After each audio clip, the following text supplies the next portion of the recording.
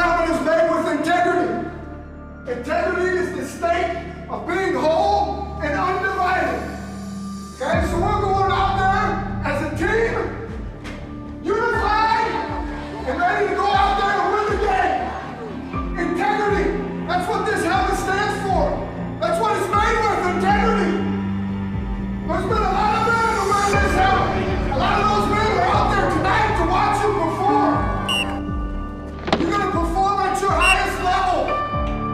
Players make plays. Tonight is an opportunity for you to go make plays. You got to play through injury. You got to play through being tired. This is a great opportunity. Take advantage of it. We talked about going to work every day. You go to work every day. Today is payday. Don't get paid. Hit the lights. Close your eyes. Can you picture yourself running down on kickoff? Because that's the first unit up. Running down on kickoff and making a big play. Go through the speed zone. Attack zone. Strike somebody and make a tackle. Separate the ball carrier from the ball. Understood? Understood? Did you picture it? Did you picture us our defense? Play after play, hitting them in the mouth. You see it? Did you see us on offense? Running the ball, dragging down in front. Did you see us interrupting the game? Celebrating our victories? That's where you just got paid.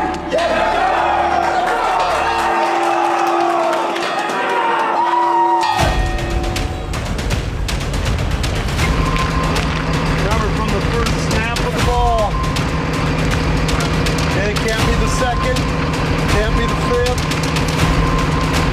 Gotta start with the first. First snap all the way to the end. Get out of the gate. Have some confidence in what you're doing. That's why you work hard. Let's show on the field.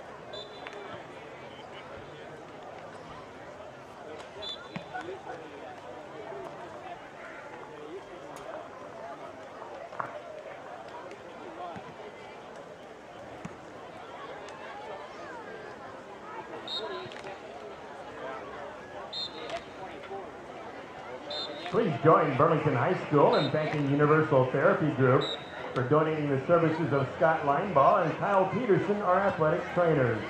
This is Scott's 24th year serving BHS athletes. Please take the time to thank Universal Therapy Group for their support of Burlington Greyhound Athletics.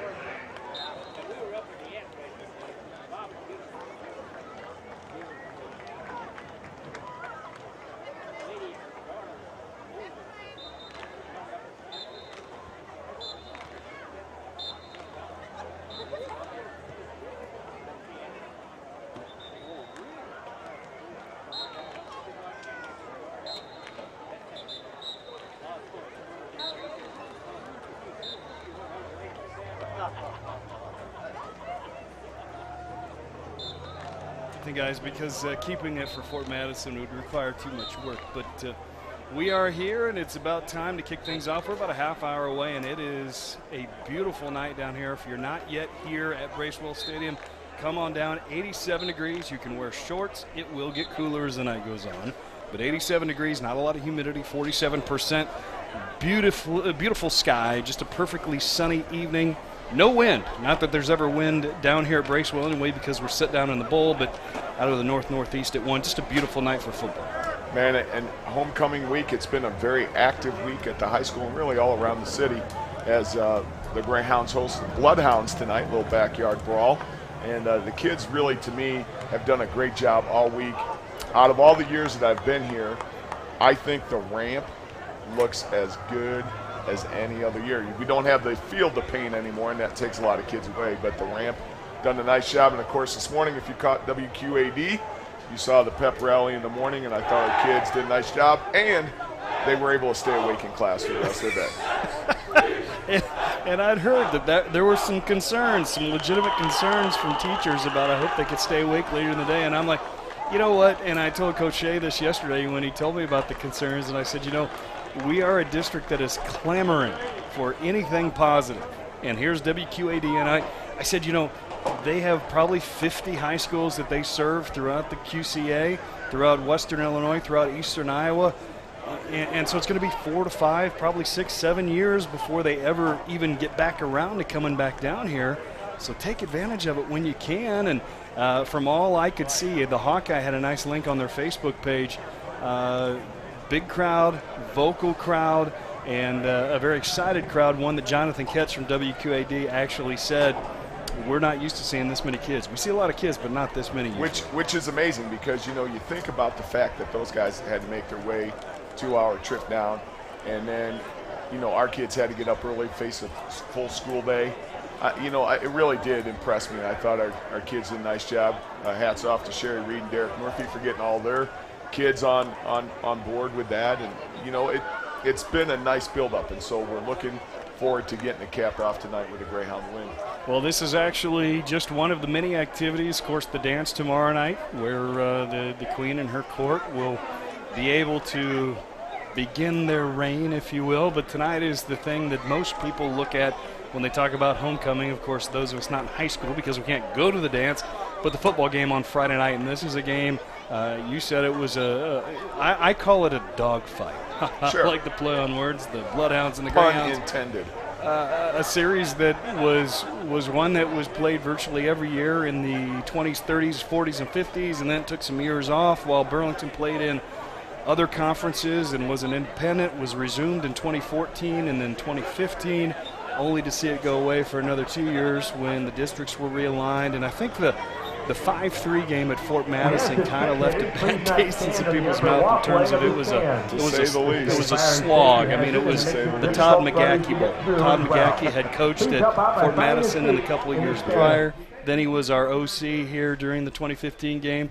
Both teams knew each other so well, it was like butting up against the mirror. You weren't going to go anywhere. You are absolutely right. And, you know, I kept, when we were calling the game, I said, now we're entering the bottom of the third, and here we go. But it did. There was a lot of guys on the staff and who were in uniform who kind of have an edge now to say, we need to right the ship. That was kind of an anomaly. Let's get things back on track. So should be a lot of emotion on both sides of the ball tonight. Well, dating back to 1908, which is as far back as, again, as far back as I've been able to accumulate these statistics, Burlington leads the all-time series 39-16 with 3 ties.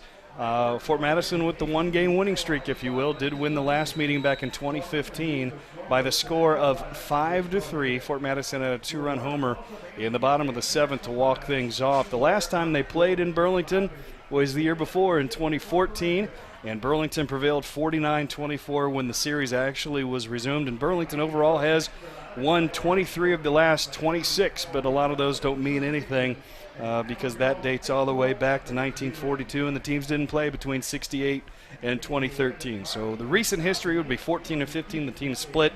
Burlington won here and Fort Madison won there. And in reality, John, you're talking about 2 totally different mindsets and approaches offensively, and you're talking about 2 different approaches from last week to this week for the Burlington defense. We're going to try and run the ball. That's apparent. Taven Harris leads Class 4A in rushing, is the 3rd best runner yardage-wise in the entire state across all classes. Yes, he is. Whereas Fort Madison is going to throw it a lot. Throwing a lot, and you know what? The thing that impresses me is Tony Schiffman, their head coach, has done a great job of kind of changing the mindset down at Fort Madison. Has some new kids out that maybe haven't played in the past. Definitely looks like they have some basketball players who have crossed over and now gotten on the field. And, yeah, they're going to throw the ball about 40, 50 times a night, and that's something that the Greyhounds have not had a responsibility to defend in the first couple games. So it'll be interesting to see how we play there. But now you know the Bloodhounds have seen us on tape, and you know they're going to crowd the box. And what are we going to do to respond? How are we going to use KT Thompson, DJ Pugh, Brady Wissinger, and Carlton Martinez-Hale to kind of get us out in space? And I think if we can do that, I think we're going to create some problems for the Bloodhound defense. Well, the Greyhounds hope to have the depth advantage and even, I should say, the size advantage and hopefully even the depth advantage tonight. One thing we've heard about from day one was the size of the lines on both sides of the football for the Greyhounds. We saw it able to kind of take charge and wear Keokuk down 2 weeks ago. I think the mindset and the game plan is to try and do the same thing tonight against Fort Madison. Not able to do it so much against the Tumwa, not able to do it last week against Clinton. And I think Clinton last week just had more talent across the board. But it's going to be like 2 weeks ago, and we talk about this so much, John, in that you've got two teams that are evenly matched talent-wise for the most part. It's not Cedar Rapids Kennedy walking on the other side. It's Fort Madison. So anytime you step on the field feeling like you've got a shot from the opening kickoff and not just at the opening kickoff, it makes for good football. Might not be the best, but it's fun. But I think the thing that will make it entertaining is if you look at what we have done since the Tumwa, we've become much cleaner in our offensive and our defensive game and really in our special team. I'll say all three phrases.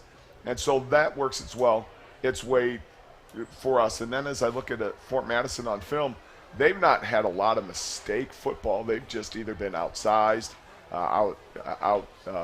speed, and so they're really playing well at 2-1. They really have some emotion coming into the night. So a lot of people like to think because of the history, this is just going to be a walkover game and all that stuff. I think it's going to be extremely entertaining. I think it's going to be very physical, and it'll be interesting. Again, we said this last week, those teams that can kind of keep composure because it's a very emotional week. Can you keep composure and can you reduce your mistakes and then win in a turnover battle? I think that gives you a great chance to win the ballgame. Well, this is the final week of non-district play as the Greyhounds look forward to Class 4A District 5 beginning next week. Fort Madison plays in Class 3A District 6. And as I say every week, probably a broken record, you know what I'm going to say right now, John and I could talk for the final 20 minutes counting down to kickoff, but that would have made my time with Zach Shea yesterday wasted, and I'm not willing to do that. We spent 15 minutes together.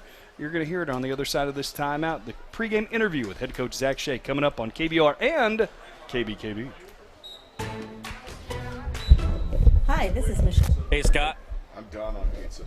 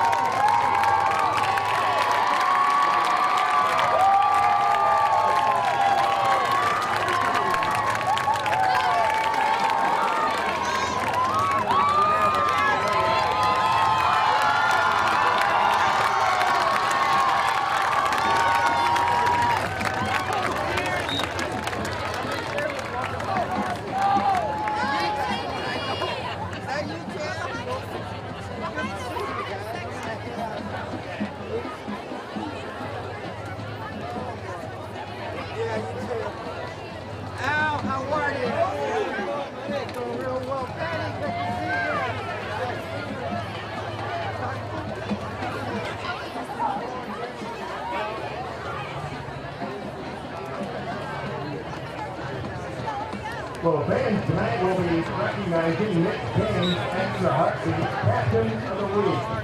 Nick and the Extra Heartbeat Foundation are starting a new tradition this year. A tradition that recognizes the individuals that have accomplished great successes, all while having an impactful member of the community and a positive role model for all. The Captain of the Week tradition will recognize those that embody the characteristics of the Extra Heartbeat Foundation. Character, leadership, hard work, and teamwork. Character, doing what's right, even when no one is watching. Leadership, leading by example both on and off the field. Hard work, doing the little things every day to maximize your opportunities. And teamwork, putting the team ahead of their individual successes. The individuals selected illustrate these characteristics and are perfect examples of these successes. Having the field means so much more than the proud of what you do off the field. Miss Steve, the Captain of the Week Award, is a great outlet to celebrate these role models in our community and to show our youth that they have so many opportunities ahead of them. Tonight's honorary captain will be recognized during the midfield coin toss.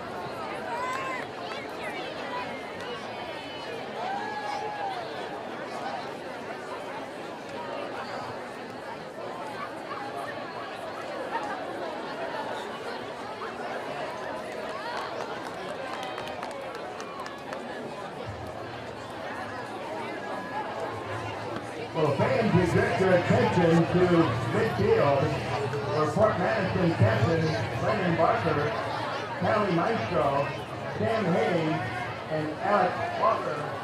Joining Greyhound captain TJ Hughes, Colton Martinez Hale, David Harris, and Cody Newman for the coin toss. This week's honorary captain is Jim Hoffman, sponsored by Nick King's Extra Heartbeat Captain of the Week. The coaching career this week's captain, Jim Hoffman, began an incredible 52 years ago as a young senior in college. His coaching took him to Mount Pleasant, South Dakota State, Iowa Wesleyan, and a final stop here at Burlington when he got a call from Coach Harold Tackleton to be his line coach in 1964. He's been a pillar of positive influence in our community for hundreds of young men as he dedicated his time to building up his athletes as gentlemen first ever did. Although his resume has been impressive, it's the impact he has had on his athletes that speaks to who Coach is. A few of his former runners weighed in on their coach's lasting impact. They quote, "He was the perfect blend of toughness and a heart for a bunch of sporty teenage boys and was able to extract greatness in the unlikeliest of us all. Sometimes you're lucky enough to find yourself being coached by someone who looked up to as a human first. It's truly our privilege that Coach Hoffman is our honorary captain tonight. Congratulations and thank you for your dedicated support to our community."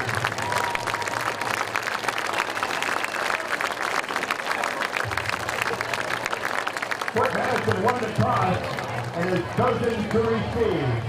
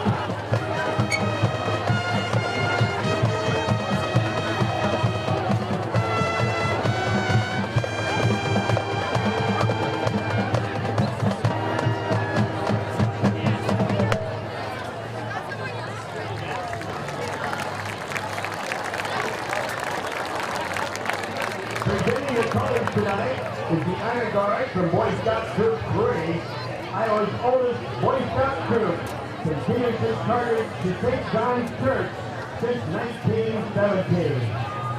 We now ask the gentlemen please remove their caps, and all are able to do so. Please stand for playing our national anthem, performed by Mr. Jeff Overley.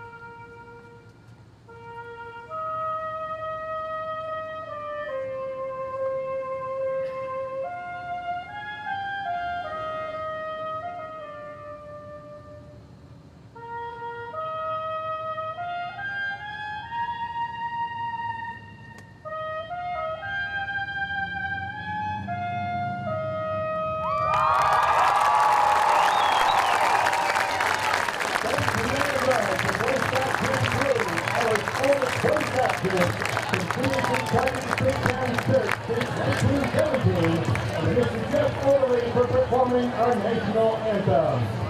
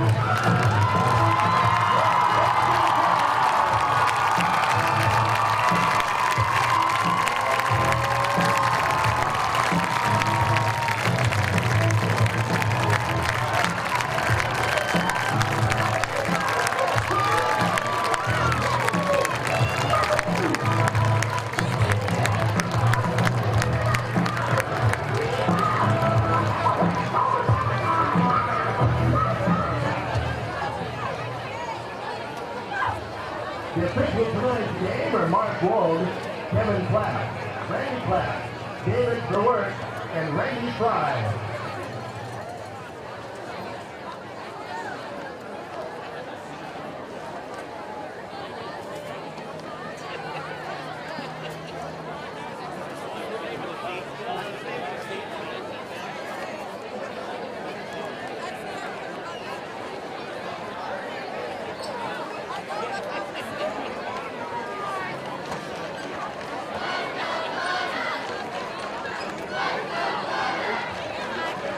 This sportsmanship is a high priority in high school event. Burlington High School and the MAC Conference supports the Tournament Counts program, initiated the Iowa Association and the Iowa High School Athletic Union. It's a MAC Conference rules and no sitting or standing on the first row of each during event. Negative comments, chants, match threats for athletes, coaches, fans, or officials are unacceptable in this educational environment. Guidelines also prohibit the use of artificial noisemakers of any kind and activities outside or inside the playing area. This includes air horns, whistles, bells, megaphones, or any device. Those fans young profanity, talking, and using artificial noisemakers will be objected to this event. Give a sport in your school and your community to support your team and not against the opposing team.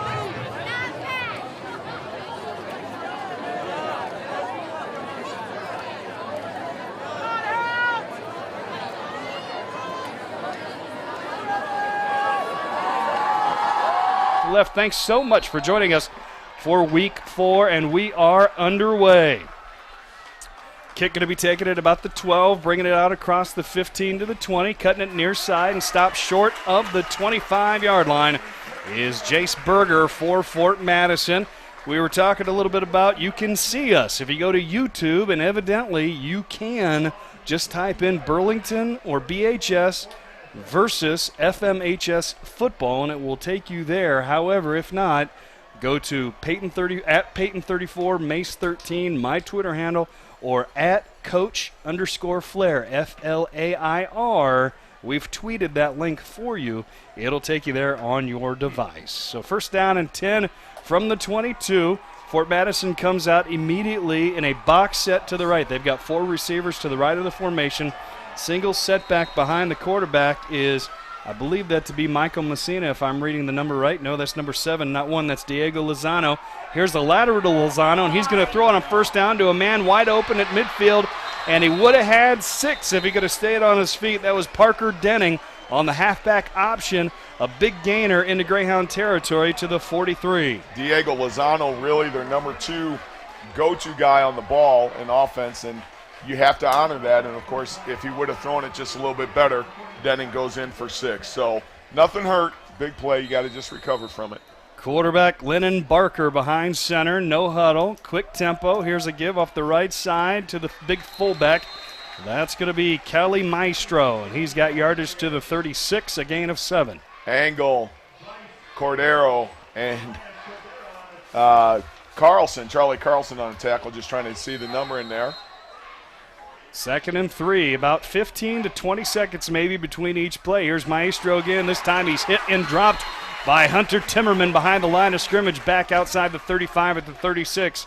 Called a loss of a couple. It'll be 3rd down, about 4 to go. Coach Shea did mention that they're going to stunt quite a bit because of the fact that Fort Madison has such wide line splits. To try to get that natural spacing, they're going to have to send some people through it to disrupt the flow of their offense.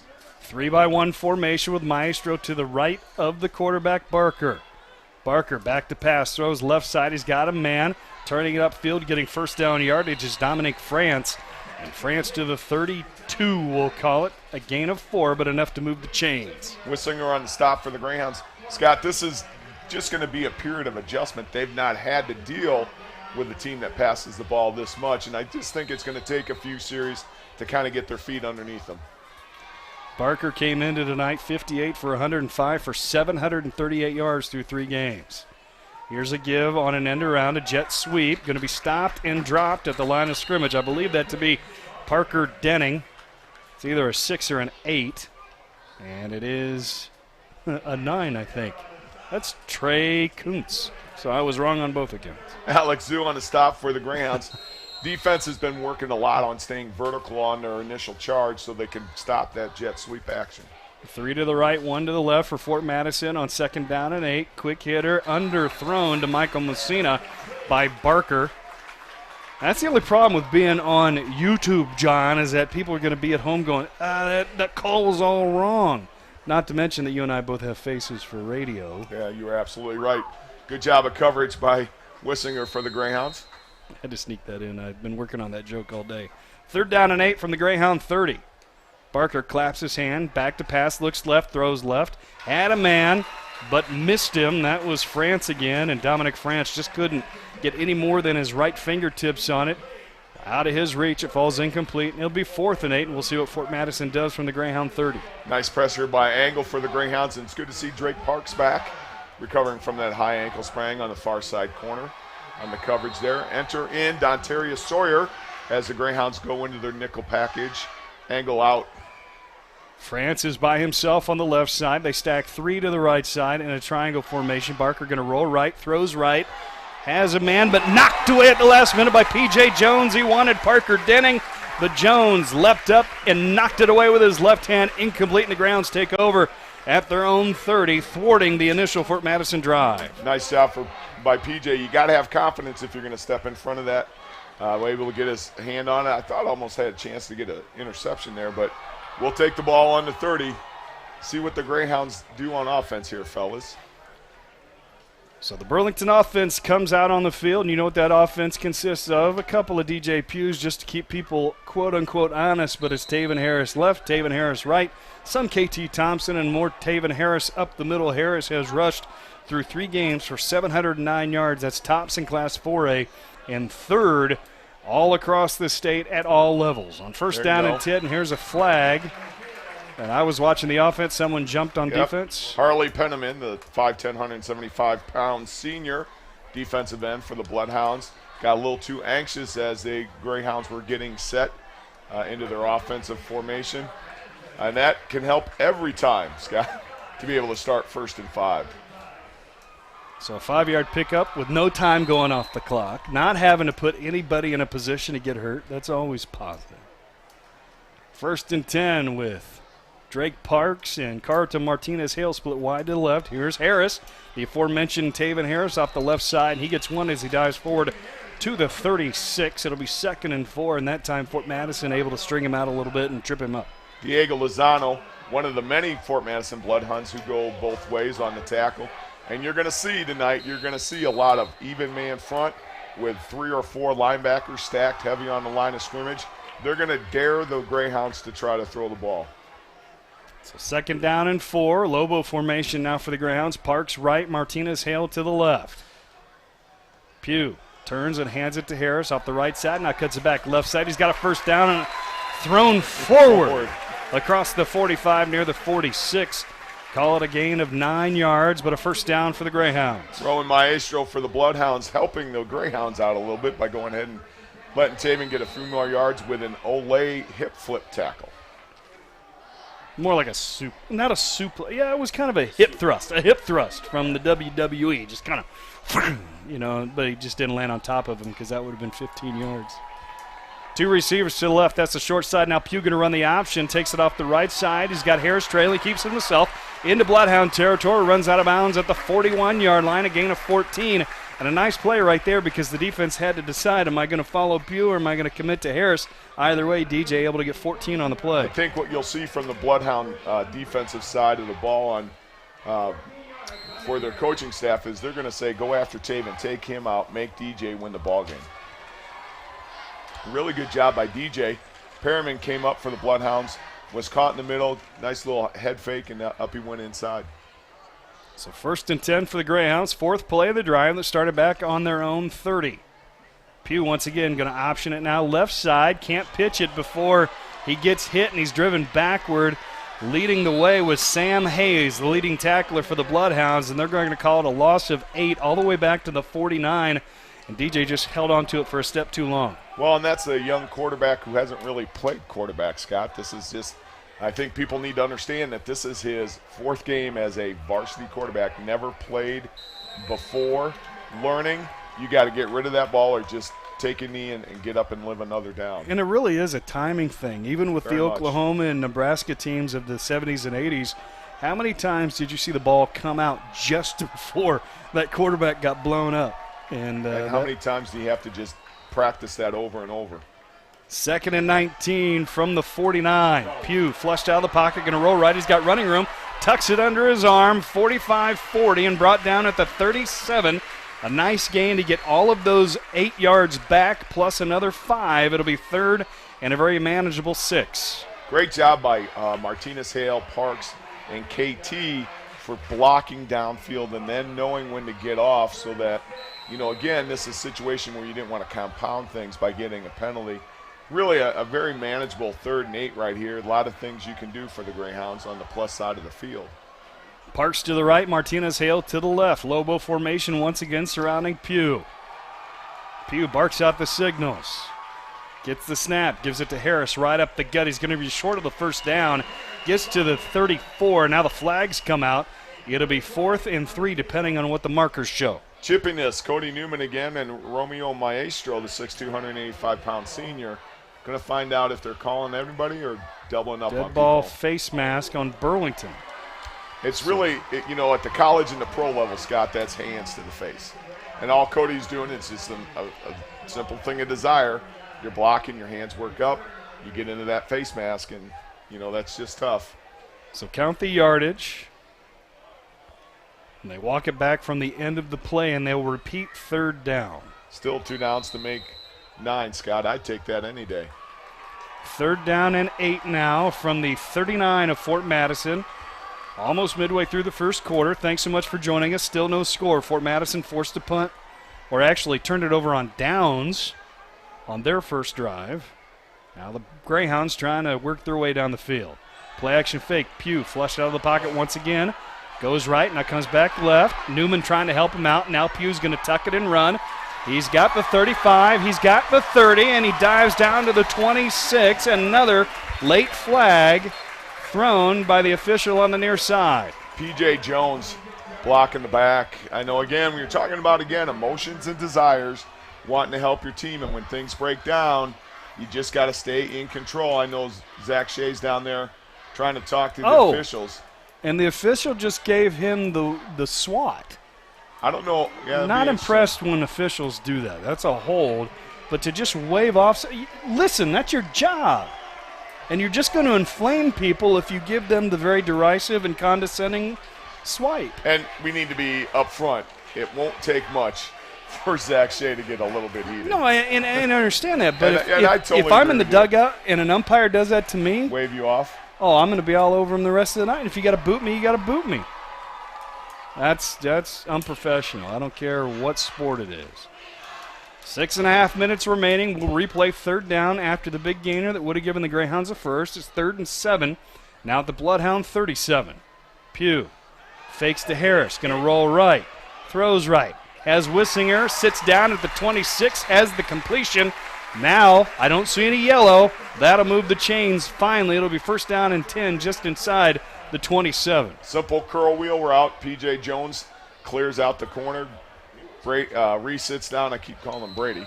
Reese sits down in the hole. Brady's down in the stands. I saw him earlier. And DJ puts it really in a great spot where only Reese can get the ball. So good job for the Greyhounds to get out of some early game trouble.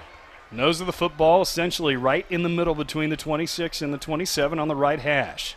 Jones in motion right to left. They give it to Jones on a jet sweep. Trying to get the corner. Does momentarily, but then the big right paw of Diego Lozano able to pull P.J. Jones down from the back. And it looks like they're going to say no gain on the play. Spot it at the 27.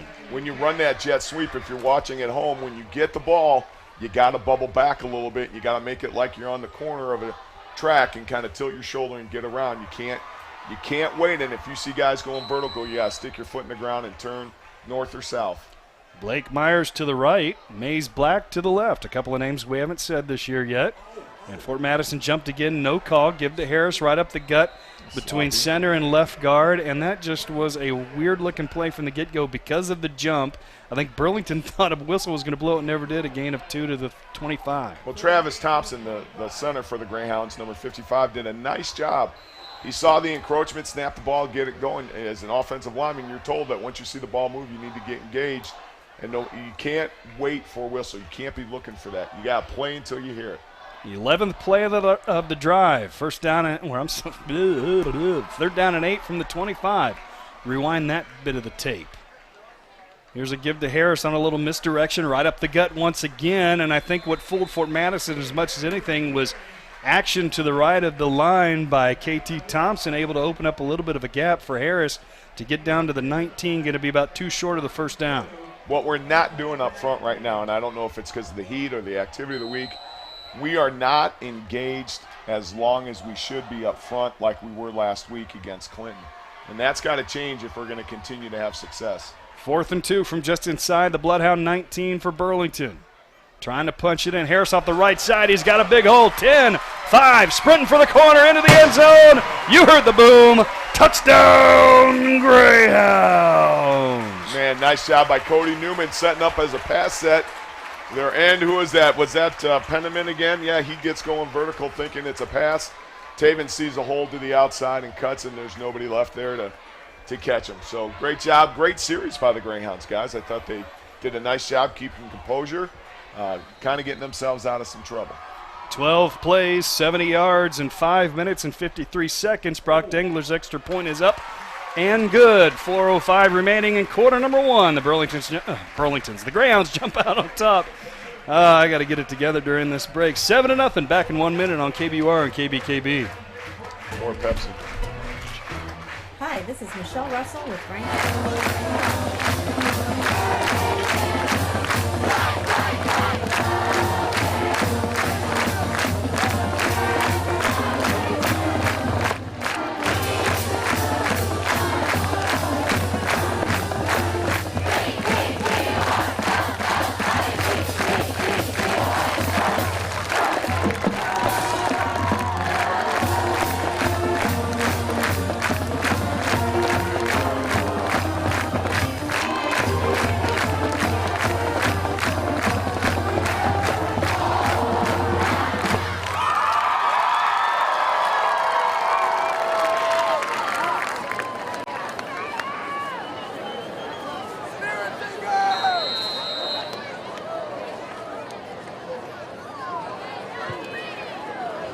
OS 440074.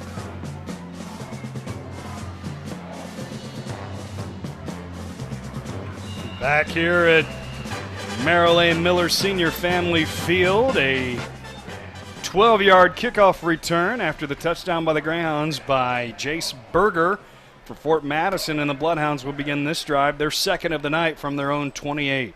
Scott, what really needs to happen now is we got to really begin to apply some pressure mentally and physically on these Bloodhounds to kind of send that message and kind of, you know, right now things, are kind of in the air right now. I'd like to see us get moving here. Trips to the right side for Barker and crew, and he's got a completion along the far sideline to number 13, Dominic France. He's got a gain of 9. It'll be second and a short 1. A very high percentage play, it looks like, in this offense. Well, and that's their bread and butter. That's their off tackle. Parks and Matt Radar out here playing about 7-8 yards. It's typical coverage. 2nd and 1. They're going to give it to the fullback who hits the hole quickly and able to spring his way forward. That's Maestro. Cali Maestro with a gain of 3 up to the 39-yard line, but enough to move the chains another 10 yards. Yeah, Cody Newman just couldn't keep his hands on him. Bryce Engel did a nice job coming through on the backup. So, this is what they do. They can chip away, and you got to make sure you find a way to get them off the field. Lennon Barker checking out the defense. 3 to the right, 1 to the left. Barker going to throw on first down. He's got a man in the right flat, a nice little screen pass, and able to get some yardage after the catch is Messina. Michael Messina across the 40 to the 41, a gain of 2. Timmerman on the tackle there for the Greyhounds. And you know what? I'm not trying to help Fort Madison at all, but if they would just go ahead and plant themselves and get outside a little bit instead of cutting it back against the grain, it could give the Greyhounds some trouble. Now a very typical 2-by-2 formation. Barker in the shotgun.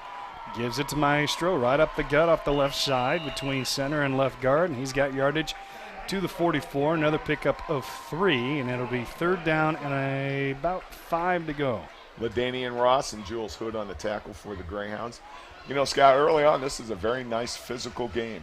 You think an offense like the Bloodhounds have, you wouldn't think of it as being a physical offense, but what they're doing inside is really good.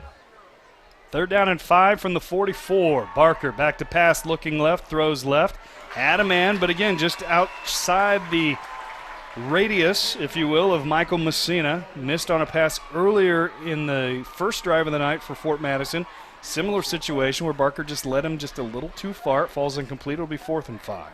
Now, this is standard. You see this a lot. You have the quarterback Barker going back as the punter for the Bloodhounds, and they've got a situation. Their formation is very typical.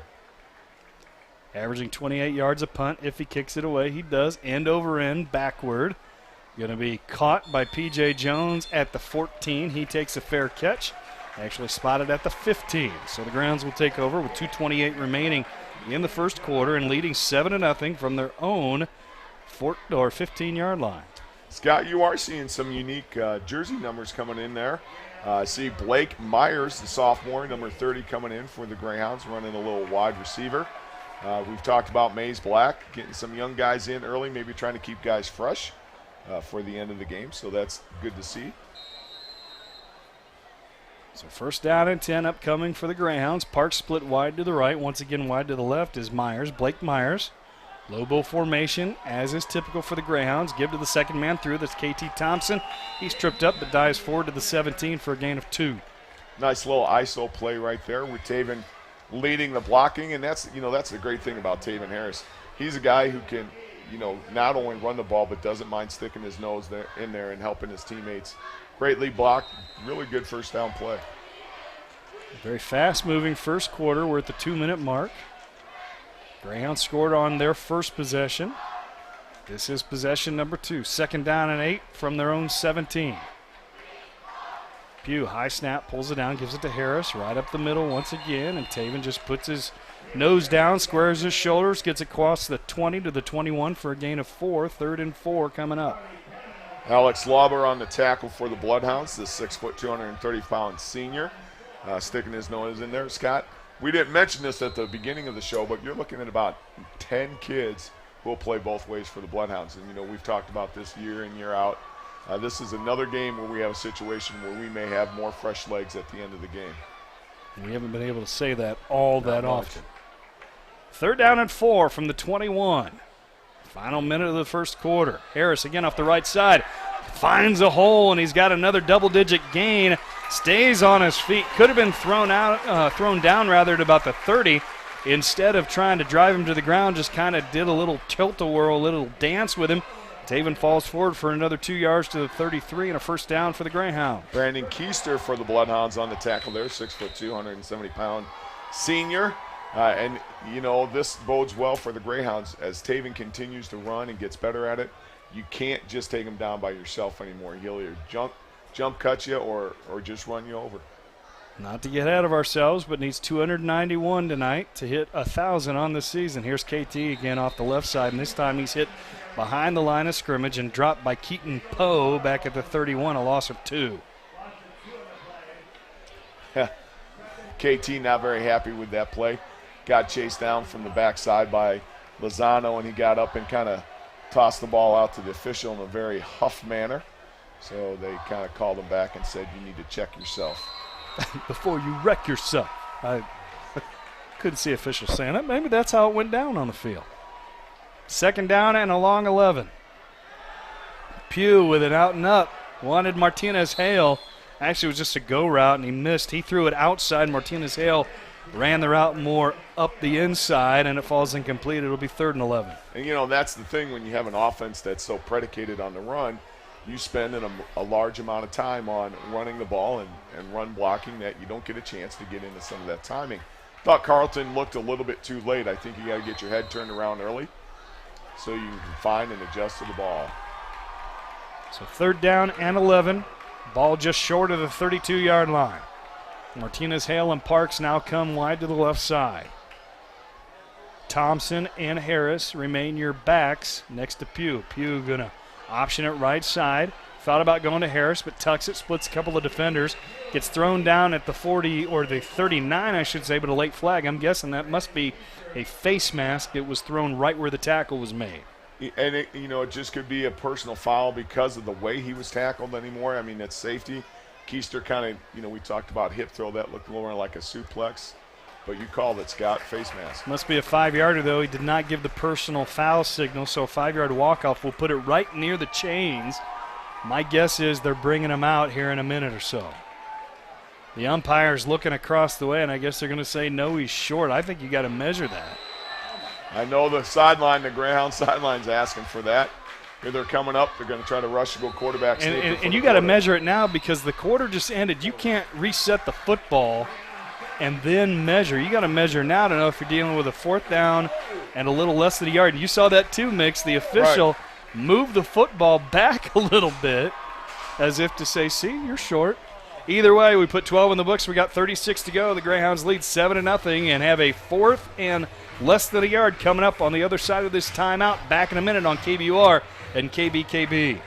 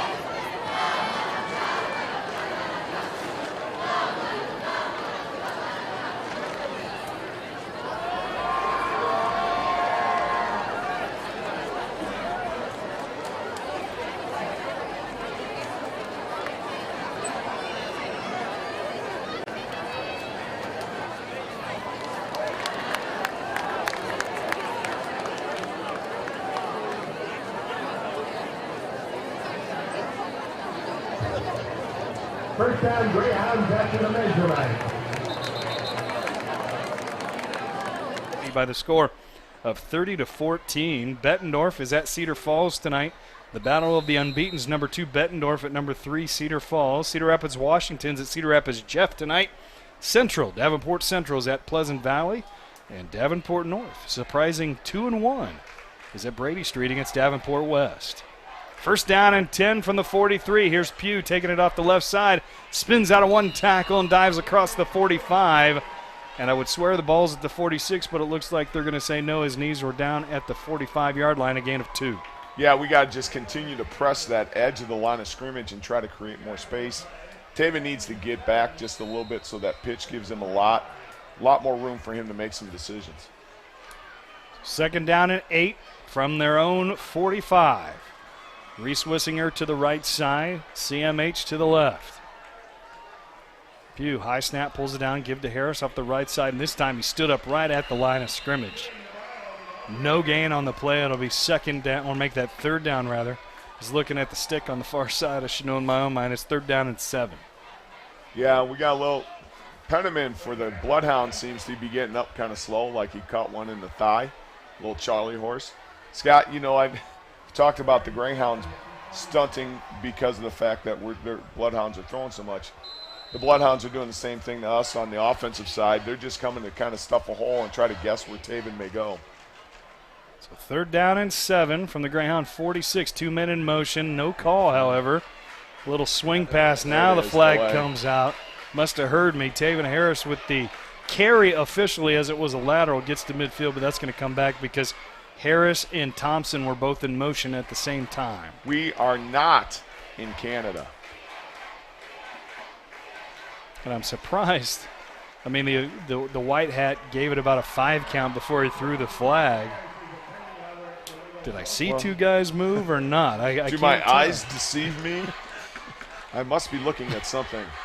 I will say this, something to keep in mind as the game wears on. Second drive of the night for the ground. Second time they've had double-digit plays in the drive. They had 12 plays in the first drive. This is the 10th official play upcoming, not to mention the one that just happened but doesn't officially count.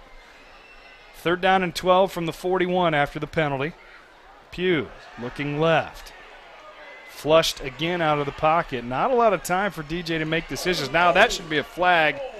Although it's tough to see from over here, DJ driven out of bounds hard with authority by about 3 white shirts, and it sure looked like at least one of them came in after DJ had hit the white on the far side, but no penalty flag. It'll be a loss of 2 to the 39, and the Grounds will have to punt. Caleb Wood on the tackle on the sideline there. I think it's just right on the edge, and that's just a finish. And, you know, that's a hard thing to see over on that far side. Will Larson back at his own 23 to receive the punt. Now he takes a couple steps backward. Carlton Martinez-Hale with his heels on the Greyhound 25. He's going to kick it away. Nice kick. Got it to turn over. And fair catch. Not made at the 18, but I think Larson was able to fall on it. He was. Nice kick for Carlton Martinez-Hale. Let's make that 11 plus 32. That's a 43-yard punt, and every bit of that was in the air. So add the 10, he kicked that 50, 55 yards in the air. You know, Carlton really is finishing out his high school career very strong as a football player. You got to think somebody at the next level is going to at least take a look at him. Third drive of the night upcoming for Fort Madison. Worst field position so far for the Bloodhounds. Started at their own 22 and 28 in their first 2. They start this one inside the 20 at the 18. Trips to the right side for Barker. Lennon Barker back to pass. Slothfully rolls right, throws deep down the right side. Has a man in Greyhound territory. What a great catch. And a late flag. Probably going to be interference on the Greyhounds and Ian Taylor, but that's a heck of a catch on the far side by Trey Kuntz. At best, a no call. Both those guys fighting for the ball. Great fight. Ian, there's not much he could have done better. Guy just a little bit taller than you. That was a great pitch and catch for the Bloodhounds. I would, if I were the official, I would eat this flag and let it go. Both those guys were battling. 39-yard pickup on first down, assuming that Fort Madison will decline the penalty. Pass interference confirmed on Burlington. They're going to say, no, we'll take the result of the play. We're cool with that. We're all right with that. Walk it up to the 43 now. 10 minutes remaining in the second. Go ahead. Was that Ian or was that? No, that was Matt Bradar in the coverage. Matt, I'm going to tell you, that was nice coverage. Oh, I thought that was a 1, not a 4. It's hard to tell when they scrunch like that. It's kind of hard to see. I think it's Matt over there on the far side. Either way, a pickup of 39. Here's a give, no fake to Maestro. Completion to Messina. Messina to the 40, 35, 30. Shakes the tackler, cuts it outside to the 25. Finally brought down by Bradar. Matt Bradar with the tackle, perhaps a touchdown-saving tackle as Messina had some running room, but another nice gain this time of 14 yards or 18 yards. Great hustle by Matt coming over. Math is hard, Mitch. This is the difficult thing about this offense. You get in space and you got to cover some ground in a hurry. 1st and 10 from the Greyhound 25. Barker rolling right. Going to be a holding penalty. This will come back. Barker's just going to take it out of bounds as he found nobody open. Runs out of bounds at the 20 on the far side, but the man in the white hat threw the penalty marker. That's a holding call typically. We want to thank everybody around the crowd mic who were able to call on Kaleem Maestro, the 5'8", 200-pound running back for Fort Madison, who just tried to hug Cody Newman. He just literally put both hands around him. Ain't a lot of guys going to win that matchup with noobs. No. Papa Newman is probably going to get that one taken care of. That works out to a 12-yard penalty, so it'll be 1st down and 22. Now from the Greyhound 37. Out comes Engel, in comes Dontarius Sawyer in the nickel package for the Greyhounds. Dominic France split wide to the left. Tight trip formation to the right side. Barker going to give it to Maestro, trying to get some of the yardage back that he cost his team on the play before. He gets to the 34 and a gain of 3. Nash Garlow on the stop for the Greyhounds. But, again, I like watching the stuff going on inside. And Alex Lawler, 6 foot, 230-pound senior offensive lineman against Cody Newman, 6 foot, 280-pound defensive lineman. They're going at it pretty good. Cody lost that battle, got up and wanted to say something, realized the better of it, and just got back into the huddle. 2nd down and 19 from the Greyhound 34. Barker dropping back, looking right, looking left. Now going to be sacked behind the line of scrimmage, again outside the 35. And I believe that's LaDainian Ross with the sack back to the 37. I saw 60 near the play. Who Scott, I'm going to correct you. It's Alex Zoo on the tackle. Again, the great thing that our DNs are doing is we're playing vertical. We're trying to keep quarterback in the pocket, so if he steps up in the hole, we got a linebacker. Alex was able to come back down inside and get the sack. I don't care who makes the sack. I just take a shot. I spitball it, see if it sticks. I know we're on YouTube now, but geez. Here's a free rusher, Martinez Hale off the left side, and a tip by Elias Cordero. And I'll tell you what, that was kind of like that Green Bay play where Khalil Mack had the interception and pick 6 last week, where Martinez Hale came off the left side untouched. Barker just tried to get it on a middle screen, and unfortunately for him, Cordero was there and almost picked it off himself. But I'm troubled. You had 3 baseball players in there.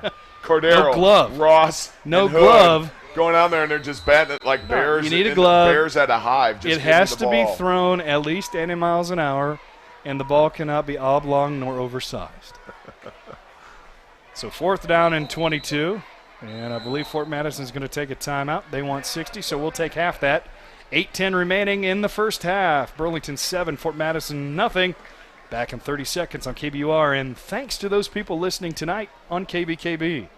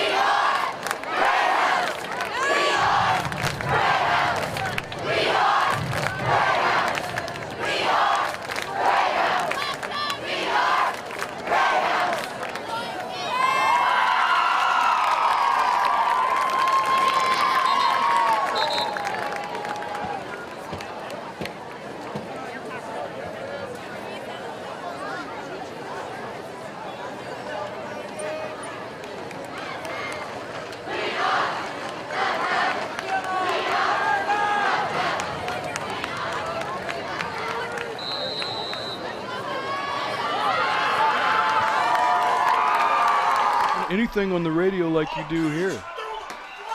I think they're trying to get reset. Brian Mixer, our statistician, is getting a little heated. You're no longer on the sideline now, Mix. You're in the booth. Just kind of relax. Okay, and I will tell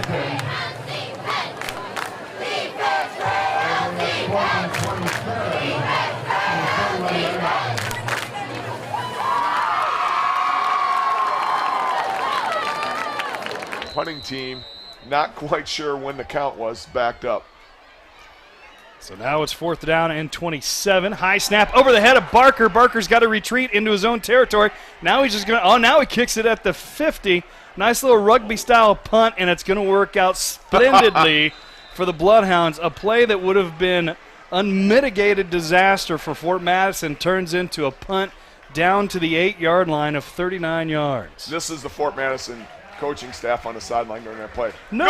Yes, great job. Great That was job, awesome. yeah. Good job. That's the way we just planned it. Here we go, D. Well, it basically turned out to be a rugby-style kick.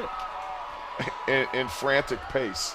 So, well, can we throw the ball? Can we pick and get the ball down the field, chipping away a little bit so Taven can get some rest? It's what I'd like to see here in the next series. 1st down and 10 as the Grounds begin this drive. They're 3rd of the night from their own 9. Diego Lozano went to the back judge and wanted to ask for a little bit of time. I'm not sure what happened, but he came off the field. And in comes number 23, I believe. Romeo Maestro. Yeah, I think if I see it correctly, yep. Did they just have a timeout for change of possession? Did I just call him Romeo? Romeo. But did they not just allow them to sub on the referee's official's timeout? Romeo. Sorry, I'm thinking about my own Alpha mess Romeo. up. Here's a give up the middle to Taven Harris, and Harris with a nice gain of 8 yards across the 15 to the 17, and just another one of those quick hitters right up the gut backside of your center and right guard. It's their base play. It's midline. And number 8, Will Larson for the Bloodhounds, 5'10", 160-pound sophomore. Makes that. That's the base. That's the way they've made their living in the first 3 weeks. So, you go back to what you know to kind of get yourself in rhythm again. Wide out split to either side for the Greyhounds. Low ball formation still in full effect on 2nd and 2. Pugh with the snap. This time Harris off the left side. He's got a 1st down across the 20 to the 21. Another pickup of 3, and they'll move the chains. Yeah, again, nice job for the Greyhounds there. That's 66, Alec Kraft, 6'2", 255-pound senior. Everybody, once I get the first names out, I'm just going to be calling them by their name and number. Just want to give everybody a chance to say hello, that they were on the air. So 1st down and 10 now from the Greyhound 21. Pugh once again. Harris once again. Off the left side once again. 5 yards once again to the 26. Man, just again, great control by the offensive line. Aaron Brown of the Greyhounds, the offensive line coach, has just done a tremendous job with a bunch of young guys, just getting them to mature, to be more physical. The hardest thing in football is the double team, to stay on a double team long enough to get into the second level, and I think the kids have come a long way since the beginning of the year.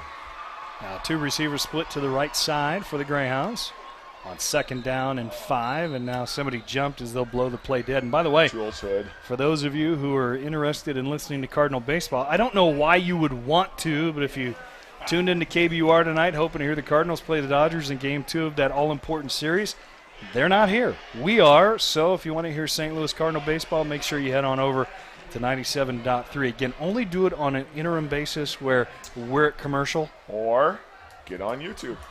Watch our game. While you're listen to listening. the Cardinal game. I am so much better than Mike Shannon and John Rooney. Combined. And so are you. Combined. Right. That was a little selfish. Sorry, John. 2nd down and 10 from the 21 after the walk-off. Harris, again, up the middle. This time the right side. He's got yardage near a 1st down. I think his last dive, just short of the 30, took him out to the 32, and that'll move the chains. It does. A gain of 11. Nice run by Taven off the right side. If we're not careful, we may see the first 1,000-yard rusher before the end of the 4th week of the year. So doing a tremendous job, and it's going to continue to be a steady diet as long as it's working. So Taven Harris right, Taven Harris left so far on this drive that started back at the 9. Grounds have matriculated it 23 yards down the field to the 32. Fake to Harris this time, and DJ Pugh able to sell it, just naked boot off the left side, and he fooled everybody except for the two guys that stayed home, and he gets up to the 39, a gain of 7. But it was funny to watch the other 9 guys run after Harris to the right side of the formation. Nick Carter and Sam Hayes for the Bloodhounds on the tackle, and if DJ doesn't trip on the stripe on the field, I think he gets a little bit further downfield. But, yeah, you're so conscious of trying to stop Taven that it's got to set up misdirection. That extra paint makes the yard lines sit up just a little bit more. Don't. Call that a turf monster in modern vernacular. 2nd and 3 from the 39. Now they do give it to Harris on the straight ahead. Off tackle play. Actually up the rump, if you will, of the center and right guard. Again, a gain of 3 to the 42, and I believe they're going to say move them, but they may bring – I think that's a first down from where I'm sitting. They're going to bring out the chains and check things out officially. Scott, in this offense, in this base play of the midline, Taven and every tailback who runs in this offense is told that they own the midline, that if there's anybody in the way, that they are to run them over. And then once they get to the line of scrimmage, then they get to choose because of the direction of the double teams. And so, again, as I mentioned it earlier, I think our guys up front, especially tonight, have done a good job of controlling, so Taven gets a chance to have his choice of a gap whenever he gets there. And, you know, Fort Madison's going to win every now and again when you put 7, 8, 9 guys in the middle of the box. First down, Greyhounds, as the ball sits just outside the 42-yard line. And I think, again, we're approaching a 3rd consecutive drive of double-digit plays. This is going to pay dividends in the 3rd and 4th quarter. Without a doubt. Again, we talked about 9-10. Without question. You go ahead. You lead the story. You lead the story. Okay, so we all have verbal crutches, and we've come to find out that Zach Shea's go-to phrase, and listen to it tonight, is without question. When I would interview John Flaherty, it was fact. For me, it's, I'm not going to lie to you. My wife tells me that all the time. You always say, I'm not going to lie. No, lie to me, Scott. Do it one time. Fact. So first down at 10 from the 42. 2 wideouts to the right side. Greyhounds lead 7-0. 5.5 minutes remaining 2nd quarter. Hounds on the move. Here's a pitch to Harris. Around the right side. Gets the corner. 50, 45, 40. Run down and finally run out of bounds inside the 30. At about the 28-yard line. Let's give him the 28. So that's a 30-yard run on first down. They'll move the chains once again. If Quentin Schneider's not there, it is now 13-0 Greyhounds. Nice tackle. We have a Bloodhound down on the field. Got coaches all around. We're not sure who it is. Good to see Scott Lineball, Kyle Peterson, and Nicole Flaherty from Universal Therapy Group there. But you also good to see the Fort Madison Community Hospital. She's got the same last name as you. Who is she related to? I don't know. I don't know. You have 3 boys. Could she be married to one of your 3 boys? She might be married to one of mine. I'll be darned. Nicole Flaherty, our newest daughter-in-law, who is finishing up her educational career at Western Illinois Nepotism University. at its finest right there. John Flaherty's a teacher, got to find her a job somehow. Yeah. Jimmy's a teacher, got to find her a job somehow. What do you say about my wife?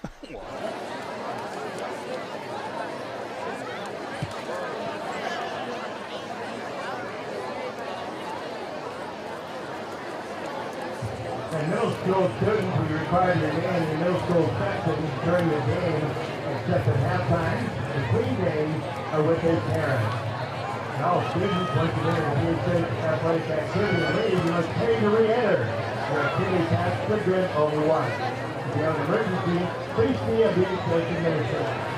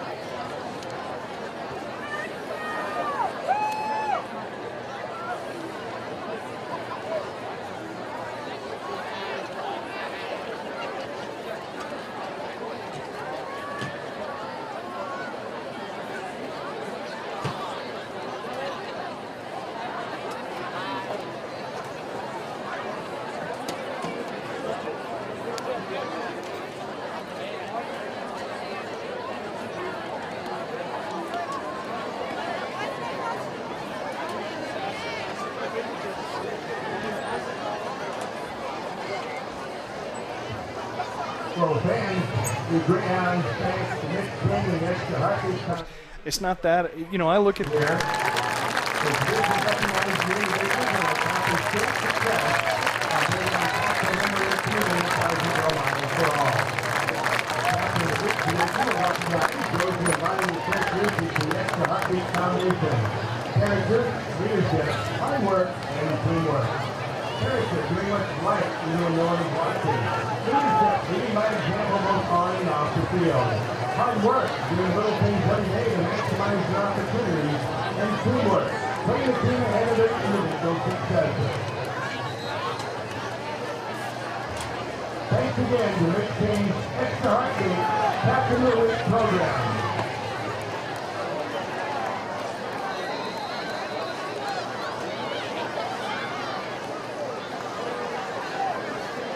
the smallest school playing the biggest, it's hard to compete. Here's Harris off the left side, and he just kind of stutter steps, uses the swivel hips and the jump stop in either direction and gets yardage down to the 22, a gain of 6. But you know what I'm saying? It's not about dominating. It's about coming out and feeling like, hey, we got a chance anytime we step on the field, and that's not the case all the time.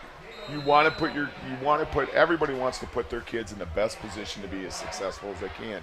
And again, yes, it would be great to be playing in front of 10,000, 15,000 people. But even Valley and those guys are not flying to Florida and Texas and California.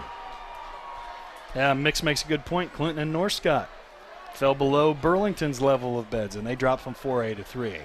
Here's Harris again on a misdirection as KT Thompson went left, and Pugh kind of tried to sell the we're going to pitch it that way, and instead gave it on a belly play to Harris inside the 20 down to the 19, short of the first down by about a yard, so it'll be third down coming up for the Greyhounds as the Hounds enter the Case IH red zone, as Gary Dolphin would say. There you go. Although Keaton, we don't officially have a sponsor. We don't. Keaton Poe on the tackle for the Bloodhounds. You know what, Scott? This motion, all this counteraction stuff is just going to set up hopefully later, either tonight or in the future weeks. Parks left, Wissinger, or I should say right. And now here's Harris right up the gut again. He's got a first down, pushes his way inside the 15 to the 14 before he's tripped up by Trey Kuntz and a couple of other white shirts, but just straight ahead running. Yeah. And Taven said, tackle me if you can. If Will Larson, your safety, is going to be the leading tackler on tonight, you know the offensive line for the Greyhounds has done something amazing. So, again, Scott, I don't know what we're on pace for, but we could be seeing another 200-yard night. That's the 4-minute mark as the clock starts to run now at 3:50. 7-0, Greyhounds still on top, but driving. They've gotten it from their own 9 down to the Bloodhound 14, and now the officials blow their whistles. Okay, now this is the second time that the officials have called an official's timeout so that a Bloodhound player could be switched.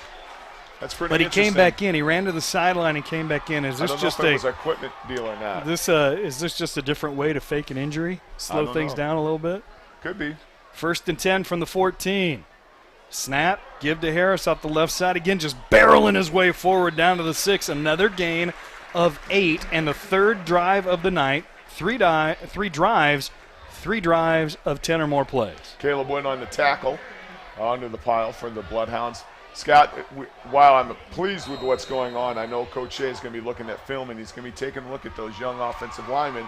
And now things are going so well that now everybody kind of wants to take a peek at what Taven's going to do once he gets to the second level. We got to stay engaged.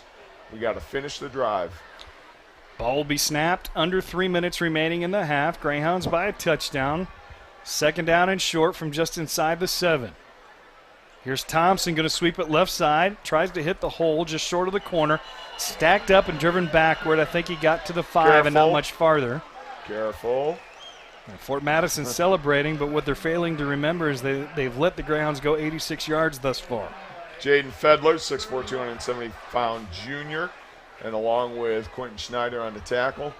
A little extra at the end. KT was right to kind of question, but again, keep your composure. You have the lead. You're driving. Don't put yourself in a bad situation. 3rd down and 1 from the 5. Snap. Give Harris right up the gut. Going to be tripped up short of the goal line, but he got down to the 1, so it'll be a gain of 4 with 2:11 as they move the chains. Here they go. This is the Patriot plunge. Here we go. Pugh immediately under center from the 1, just going to bowl his way into the end zone, getting help from behind, into the end zone. You heard the boom. Touchdown, Greyhounds! I love what Coach Shea has done, guys. He's put that in when it's close and guys are trying to get assembled. It's just the Patriot plunge. Everybody lines up. You got a big old boy, Nash Garlow, behind Pugh. Ball snapped. Tuck, pick a lane. Nash kind of assists, if you will, into the end zone. So LaDainian Ross to snap. Reese Wissinger to hold. Brock Dengler to try the extra point. Snap is good. Hold is good. Kick is also good.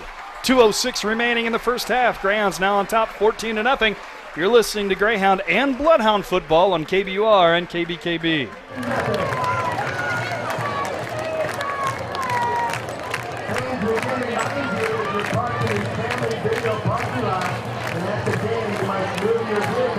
You are subject to ticketing and towing.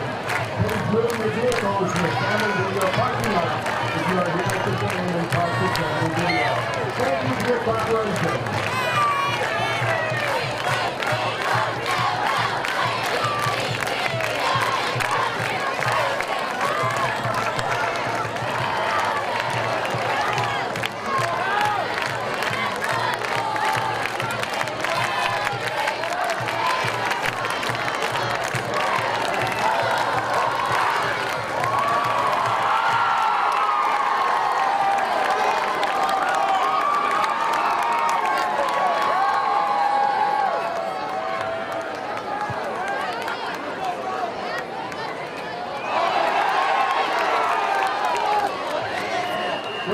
Fumble on the kickoff return.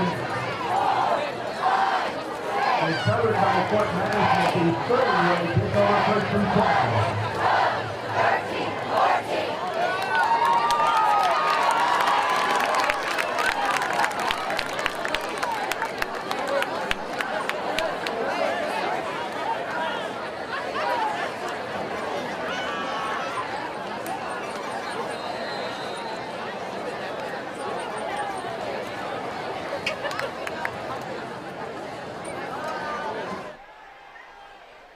Pass right side, had a man just short of the 40 and in and out of the hands of Trey Kuntz.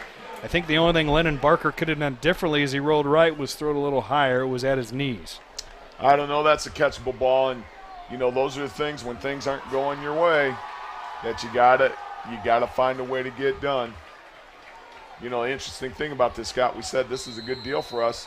We hold them here, we get the ball in the second half. Well, if you hold them on a couple of incompletions, you got a chance to score again before halftime, too. You got all 3 timeouts remaining. Barker going to throw right, has a man at the 30, and again, in and out of the hands of his intended receiver, Parker Denning. Just, you got to go back to some of your base stuff. I think sometimes you press a little bit too much with 2 minutes to go. Well, you know, it's been pretty physical, and you got a kid and a quarterback like Lennon Barker, who probably doesn't want to take a whole lot of hits during the night. Barker going to roll right, going to throw right. This time he undershot his receiver. Kuntz, again, the intended receiver. 2 of those 3 incompletions his way, but it falls incomplete. It'll be 4th down from their own 30. And Fort Madison's going to have to punt after taking over with 2:02. They're going to kick it away, having eaten up only 13 seconds on the clock. Live by the sword, die by the sword. This is the nature of the offense. If you can't produce, you give the ball and the clock to the opponent. So Jones and Wissinger back inside their own 30, receive the punt from Barker. Barker boots it away. Going to hit at the Greyhound 44 and take a Bloodhound roll inside the 30, down to about the 26. Timmerman pushes a little bit harder and extends himself. We may have had a blocked punt. So 44-yard kick with the roll, and the Grounds take over with $1:38 remaining. Ladies and gentlemen, I know that the Greyhounds always spend the first portion of their practice running 88s, running their 2-minute drill to kind of get things going. So be interesting to see what Coach Shea does here with $1:38 left before we get into half. What a nice crowd tonight on homecoming night, Both 2018. Sides. Both sides. I don't think I've seen the far side filled up in a long time. Here's a give to Harris up the gut, and Taven's going to be hit at the line of scrimmage, driven backward, and I think the Greyhounds are going to say keep it rolling. 1.5 minutes remaining. 2nd down and 10 upcoming. Fedler on the stop. The one thing I can say is you can hear the kennel. You're not sure that- about the hound pound. Underneath us, it's 90% full. Yeah. Very few seats. Pugh going to throw it deep down the right side. Wants Wissinger at the 40. He's got it. The 30. The 20. He's it's into the end zone. You hear the boom. I thought, I'll do it for you. Boom. Touchdown, Greyhound. Cannon shooter was getting his dinner because he thought it wasn't going to score. They were going to run out the half. I saw him drop his burger and head to the gun. That's nice funny. job. Great job. Way to look. Nice hands, Reese. Great throw, DJ Pugh. Those are kind of the daggers you want to have to kind of get into the mentality of your opponent. 76 yards. What a pitch and catch. A beautifully thrown ball. A great catch on Wissinger's end. And the PAT is good. So with 1:08 remaining in the first half, the Greyhounds have put together back-to-back touchdown drives. They lead 21-0 back in 1 minute on KBUR and KBKB.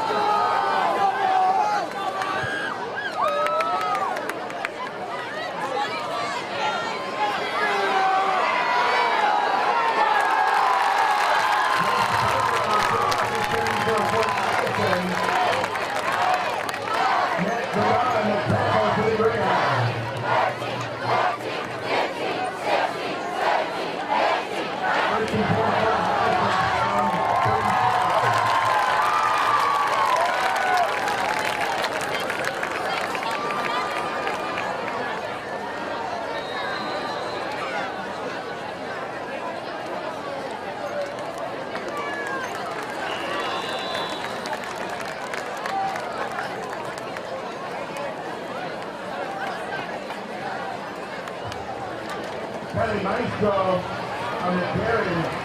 Jake Bailey on the tackle.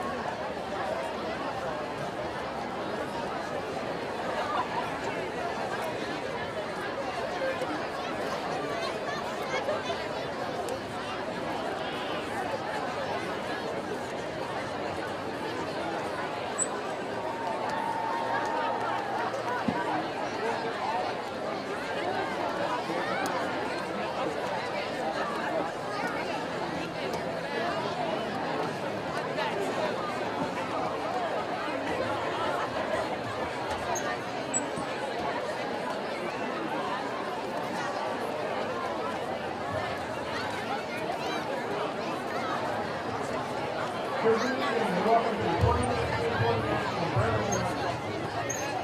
Burlington High School celebration. We would like to begin by extending a sincere thank you to the high school teachers, staff, and administration, as well as the Burlington community for supporting us throughout our homecoming week. Special thanks to the Stockton Church, West Burlington, for organizing and donating the truck, convertible, and Jeep for the parade marshal. Candidates, returning queen and prince and princess, Melissa Saxon, and Brian and Renee Jackson for the help with the tuxedos for the candidate escort, and Mr. Randy Fox and National Studios for the royalty photos and posters. We would also like to congratulate Traylon Harris, who was named the 2018-2019 homecoming game at our pep assembly last night.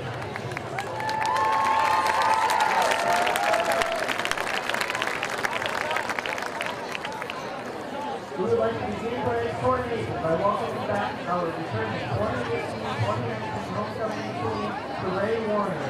Ray is being escorted by our prince and princess, Noah Snyder, the son of Christina Lane and Joe Heshoy, and the grandson of Ruth Snyder and Deb and Dan Hoy, and David Tager, daughter of Luke and Amber Tager.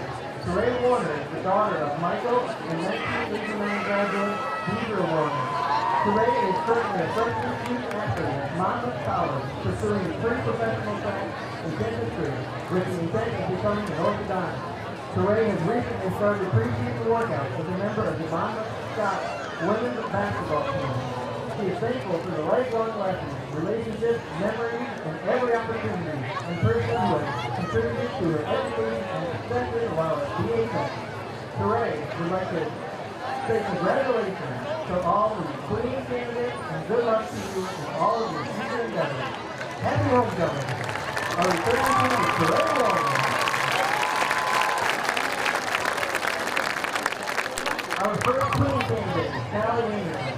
Sally is the daughter of Tim Anderson and Todd Anderson, and the sister of Austin, Blake, and Cameron Anderson. Her grandparents are Jerry and Joyce Willard, Arlen Anderson, and the late Richard Anderson. Throughout high school, Sally has been very involved in sports. She has participated at BHS in volleyball for 4 years, softball for 4 years, basketball for 3 years, and track for 3 years.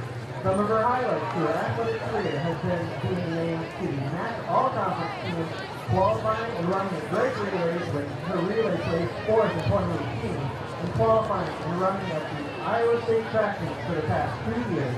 In her free time, she likes being part of the BHS kennel, playing club volleyball for BBC, hanging out with friends, and spending time with her family. Sally's favorite activity is anything that keeps her from having to work or to get a job. After graduation, Sally plans on attending college to run track and play volleyball and major in nursing. Sally knows that her grandpa is looking down from heaven and hoping for the best of her. Tonight, she is being escorted by her father, Tom Anderson.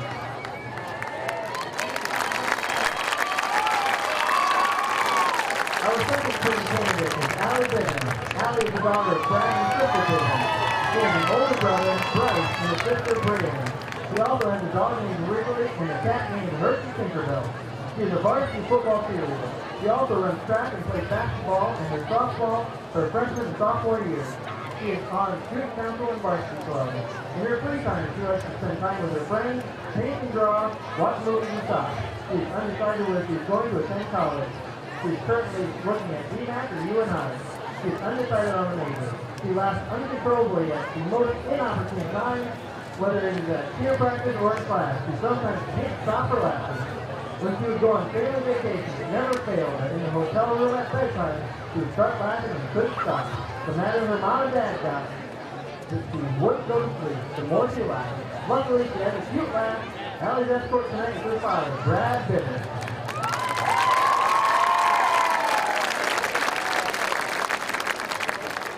Our third queen candidate is Tiffany Conrad.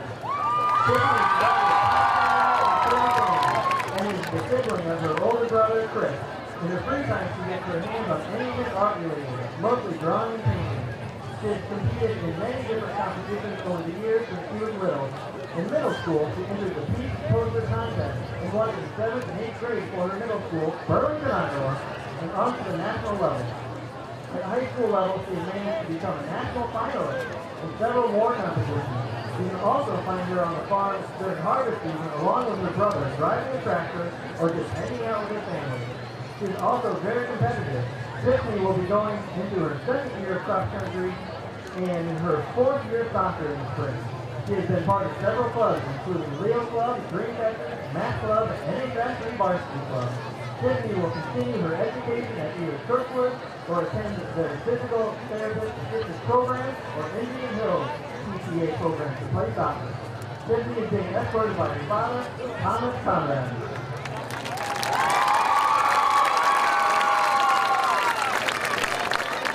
Our fourth queen candidate is Olivia Fonte. She is the daughter of and sister to Alexa and Ava and third baby Lola.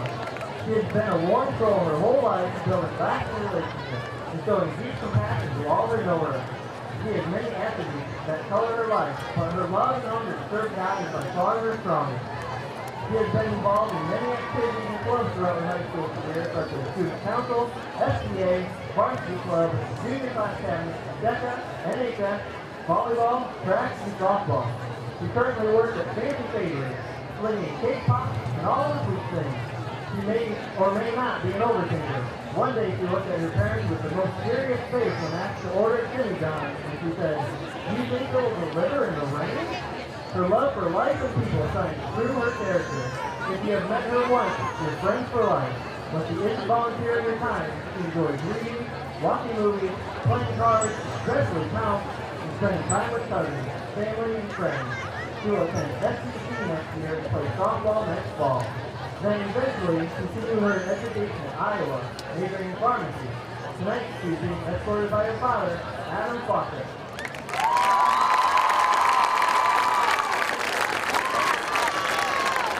Our fifth queen candidate is Ashley Plum. Ashley is the daughter of Tom and James Plum. She is the youngest of 6 children and 5 older brothers and 1 sister-in-law. Ashley is also the proud mother of 3 adorable nephews whom she loves to spend time with. She is looking forward to having another sister-in-law this December. Ashley has enjoyed her time at BHS and has kept busy with many school activities, including Youth Council, Leo Club, Choir, Ecology Club, and currently serves as Vice President of NHS. She has also enjoyed playing volleyball all 4 years of her high school career. When not involved in school activities, Ashley can be found at work or spending time with her friends and family. Ashley enjoys traveling, and on her first foreign mission trip, she knew she wanted to do something to help students less fortunate. She has planned to pursue a career in the medical field as a nurse practitioner or physician's assistant and hopes to someday return to the global mission field to treat both spiritual and medical needs. She is still undecided on which university she will attend next fall. Tonight she is being escorted by her father, Dan Kwong.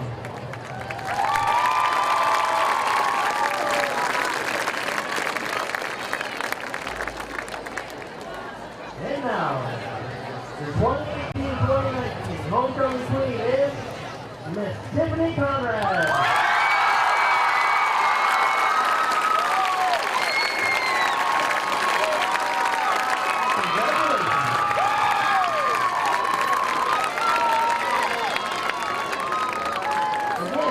Joining us for the celebration and a reminder to all the students to have a safe and fun homecoming weekend.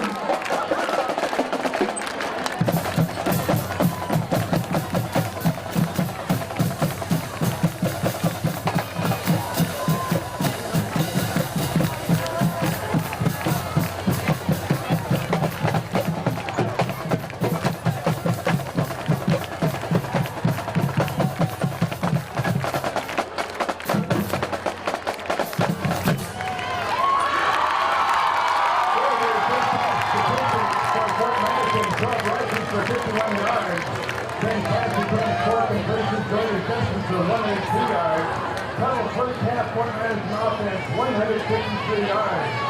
Your Greyhounds, 33 rushes for 175 yards. 2 pass attempts, 2 completions, 2 interceptions for 95 yards passing. Total Greyhounds first half offense, 270 yards.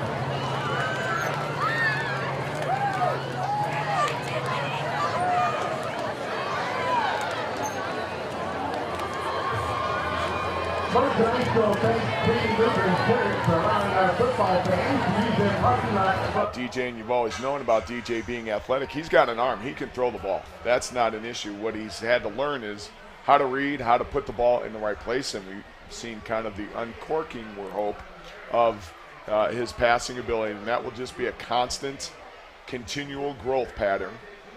And, you know, you hope you just stay in a steady increase instead of going on the roller coaster. So, Dedicated support of Greyhound Athletics.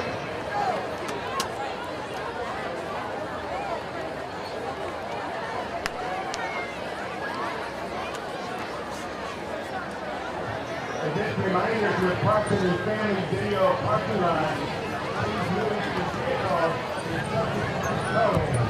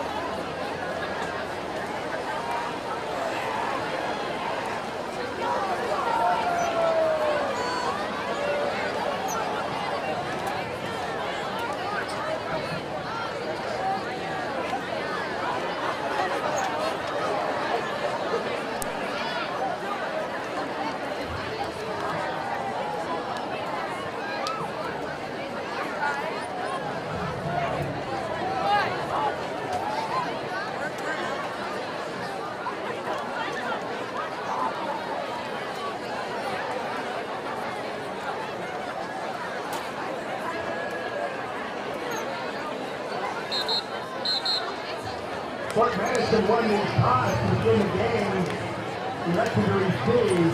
The Greyhounds will receive to begin the second half.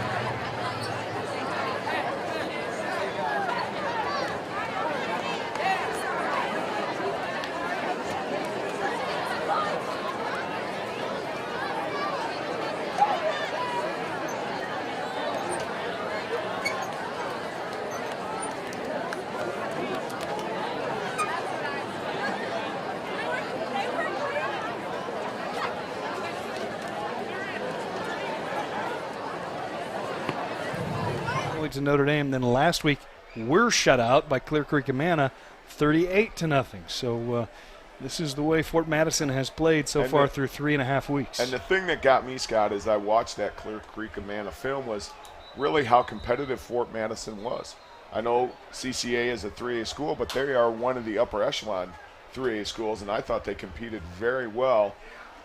It shows the growth of the Greyhound football team this year, of how well we are dealing with things tonight so far. So, like I said, continue to put the pedal to the metal. A.J. Nolting gets us back underway, and P.J. Jones almost committed a cardinal sin as Nolting had his kick hit at the 3.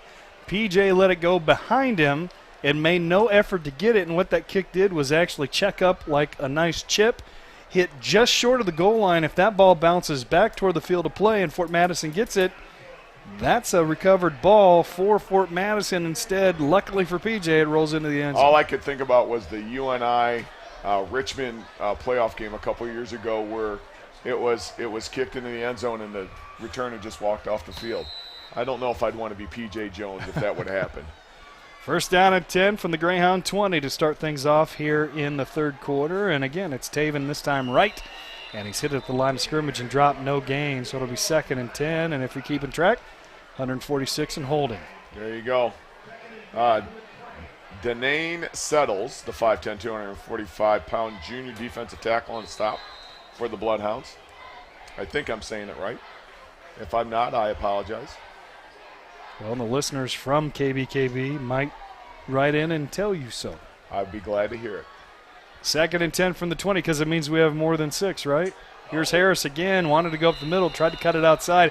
This time blown up behind the line of scrimmage by Diego Lozano. It'll be 3rd down and 11 after 1-yard loss. Bloodhounds coming out with some fire here. They're saying we're not quite ready to fold up the tents yet. A lot of stunning going on. They're going to take some chances, so it's going to be an interesting third quarter. I don't think you're ever supposed to acknowledge the camera, but no. I don't mind doing that. You're a selfie guy. I've never been on TV before. You're a selfie guy, though. Might as well enjoy it, right? 3rd down and 11 from the 19.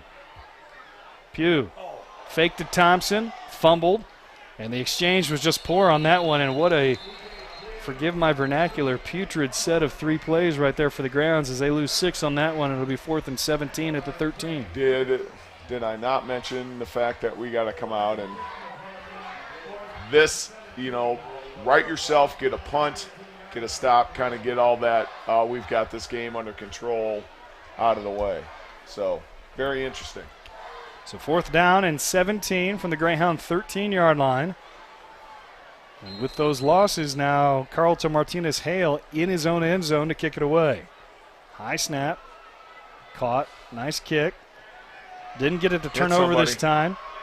Hits at the Burlington 47, or 42 rather, and takes a Greyhound roll inside Fort Madison territory at the 46. So call it 37 plus 4. That's a 41-yard kick with the roll, and with 9:58 remaining in the third quarter, Fort Madison will begin its first drive of the half at its own 46. Tony Schiffman team is not going to go down easily, Scott. They're going to battle. They're playing with a lot of emotions right now. We've said this time and time again that the first 3 minutes of the third quarter is probably the most important for either team to keep yourself in the battle, or again, as we've talked about, for the Greyhounds to kind of shut the door on them in their hopes of letting the Bloodhounds come back. So the Greyhounds leading 21-0, taking the field on defense for the first time here in the second half. Here's a give to Maestro right up the gut. A little Taven Harris action right there, and Maestro just keeps churning forward. He was hit at midfield and was able to pull a couple of defenders about 6 or 7 more yards forward, enough for a first down to the Greyhound 43, we'll call it. Nice effort by Lozano. Yeah, I got to tell you, Garlow and Jones on Maestro. the tackle, though. And he's just really kind of a bowling ball, kind of a raw, shorter guy, very thick legs, hard to wrap up. Callie Maestro, 5'8", 200 pounds. He's a bowling pin for sure.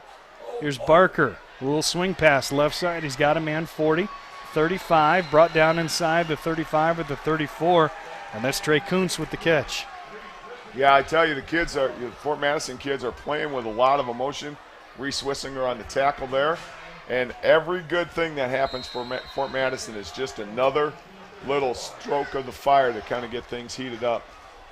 Visited by a couple of young ladies. My daughter Aubrey and her friend Charlotte up visiting, and now my wife and her mom Libby have come in as well.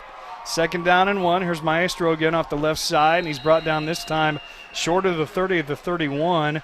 Alex Zhu on the tackle, but it'll be another first down for the Bloodhounds. Yep, just continuing it. This is the way to take the steam out of the offense, Scott. You just got to continue to move the ball. Don't be mistake-free here. Regardless what happens, you get 3 points. It gives you some life here as we get into the latter part of the second half. First down and 10 from the Greyhound 31. Lennon Barker barking out signals. Back to pass, throws left side. Has a man, this time better hands by the receiving core for Fort Madison. That's a completion down to the 23, and I think that's Dominic France on the far side. Yep. That is a 13, so it's a gain of 9 as they mark it at the 22. Parks on the coverage for the Greyhounds. Scott, what the midline is to us in this Lobo, that little stick route that they run, get down about 11, 12 yards, break it off, is the way it goes. We're going to play a little a little bit closer to the line of scrimmage right now. 2nd and 1 from the 22, and Barker just keeps it himself, follows Maestro into the hole between left tackle and tight end, and he's able to matriculate it down 7 yards to the 15, and another Bloodhound first down. Cordero with the stop for the Greyhounds. Scott, this is a little disconcerting. We got to kind of.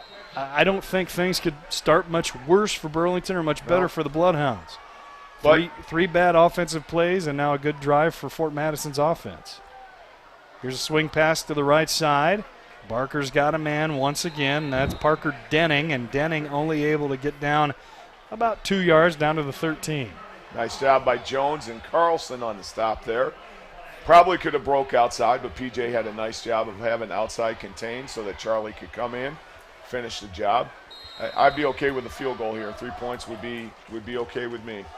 2nd down and 8 from the 13, 3-by-1 formation, 3 receivers to the left. That is the wide side of the field. Single wide receiver to the right in Denning. Maestro flanks to the right of Barker. Barker flushed out of the pocket. Now he's going to be hit. Evades one tackler. Throws on the run. Left side. Has a man at the 11. Shakes the tackler but stumbles down short of the first down at the 6. And that's going to be Denning once again on the catch. Nice job by Parks. Check that. Kuntz. That's a 9, not a 6. Nice job for Parks to save the touchdown for the Greyhounds. Hobbling a little bit on that tight ankle. 3rd down and a long one now from just outside the 6-yard line.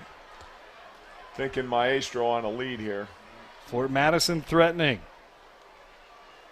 Give Maestro right off the left side, and he's got a first down to the 5. They'll move the chains, I think. It's hard to tell the angle. I think he got it. Where the ball's marked, it looks like it is. Bryce Angle for the tackle for the Greyhounds. The hardest part of playing this defense or playing against this offense defensively is they spread you out so much and it becomes a numbers game in the box. How do you manage that? You know, you bring pressure. Do you sacrifice something on the short side of the field? Got to find an answer for this. By the way, I'm going to give a score here, and I got to give a shout-out to a guy who listens every week and without fail tells me how great of a job and how much he enjoys listening to us. Matt McVeigh, who's probably at Edward Stone right now. He's a nighttime custodian at Edward Stone. If you're listening, buddy, hope you're enjoying tonight's broadcast. 21-0 is the score, Matt. 2 weeks ago he said we didn't give it enough. So now my other 21-0, Matt. My other shout-out is longtime colleague Monica Myers, one of the math coaches of the Burlington Community School District. We were out in the hall talking about life. We actually worked together at the old Horseman Middle School as part of the 6th grade team. And so she's moved on with her husband Jim as she's now the tech coach. Former tag team partner when you decided to be on the sidelines. And, of course, then Jimmy became the head girls basketball coach, won a state title or 2 while at Notre Dame High School. And when he decided to transition to that, well, just coincidentally came at the time you stepped away, and so I just went from one good friend to another. Just flipping the field, so to speak. You're a lot better looking, though. Jimmy, you hear that? Yeah. Well, if he's listening, he may just totally have broken up with me and never listen anymore. Monica's listening because she said she would be. Well, yeah, sorry, Monica, but John is the much better looking man. Infinitely. Plus, he's shorter, so I don't feel so, dominated or condescended to by the 6'5" Myers. 1st and goal from the 5, and right up the middle is Maestro. Fumble the football. Big turnover. Fumble the football. Big. I'm not sure who got the hit, but I will tell you, noobs. Cody Newman got the football at the 6, and Fort Madison turned away. Scott, I will be happy to tell you who put the hit on. 2 Greyhounds, baseball players, one being Elias Cordero, and, of course, your buddy, Little Dunning. Elias Cordero with the biggest, strongest, most powerful hands of any man, young or old, that I've ever seen. So I'm sure his huge hands had something to do with that. His mitts caused some problems. So 1st down and 10 after the turnover for the Greyhounds, but from their own 6, so got to take care of the football right here. DJ Pugh gives it to Taven. Taven Harris wanted to go right, cut it back left, and dropped it to 9, a gain of 3. Scott, what they're doing right now on the Bloodhound defensive setup is that they are looking like they're set up to play zone, but they have squeezed down their corners and they've manned up, and they are sending guys from every possible angle. And so all it's going to take is one seam, one misread, one misstep into a gap, and Taven could go for a long, long way. 91 yards away for Harris and the Greyhounds. Call it 149 yards now for Taven Harris. Here's Harris again on 2nd and 7. Again, right up the middle and drags defenders forward for another gain of 5 to the 14-yard line. So it'll be 3rd and 2, and Taven now up to 154. Lozano and settles on the tackle for the Bloodhounds. Scott, this is to me, this is a big 3rd down. I think we got to get this to sustain the clock a little bit, kind of continue to take the wind out of the sails of a drive that the Bloodhounds started. It gave them a little bit of life. Parks right, Martinez Hale left. Lobo formation behind center. Pugh gets the snap. Harris right up the gut, wants the 2. He got the 2, plus a couple of more. Thrown down with authority at the 18, but not before he got another Greyhound first down. Yeah, that misdirection really is nice for us. It allows Taven to have just a little bit of room because you're just not sure if KT is going to get that ball going around. What would be nice to see is as KT goes to the outside, we pull that ball on that inside read, and then DJ follows KT around the end. Call it the 17 officially, so 1st and 10 for the Greyhounds now as they've moved it out from their own 6. Fake to Harris, keeper by Pugh, bootleg around the left side. He's got the 20 and run out of bounds just short of the 23. They'll give him the 23. A gain of 6, so it'll be 2nd and 4, but there it was, the misdirection. Naked boot to the left side as Harris went around the right. Yeah, nice job by Sam Hayes for the Bloodhound defense. Got to be disciplined and stay at home. You know you want to get in a piece of that Taven Harris tackle, but you can't forget about Thompson, Martinez Hale, and Pugh. So 2nd down and a long 4. It's coming wide to the near side is Blake Myers. That's the short side of the field. Drake Parks split wide to the right. Here's Harris again. Big hole left side. 30. Gets the corner. 35, 40. Run out of bounds at midfield. But a big gainer. There's the quick hitter. A gain of about 27 yards for Taven Harris. And all he needed was a little daylight. And he was able to outrun the back 7. Yeah, Nick Carter on the shove out of bounds. But I'm going to tell you what. Number 30, Blake Myers, a sophomore, did a tremendous job on that downfield block to give Taven some extra room so he could get up the field, get out to the numbers, and then make it a race. Ball spotted right at midfield. 5 minutes and 20 seconds remaining. 3rd quarter. Greyhounds leading 21-0 and on the march. Myers again to the left. Parks to the right. Harris the single setback. Option run around the right side. Pugh's going to follow Harris. 40, 35. Cuts it outside. 30, 25. And hog-tied down inside the 25 near the 20.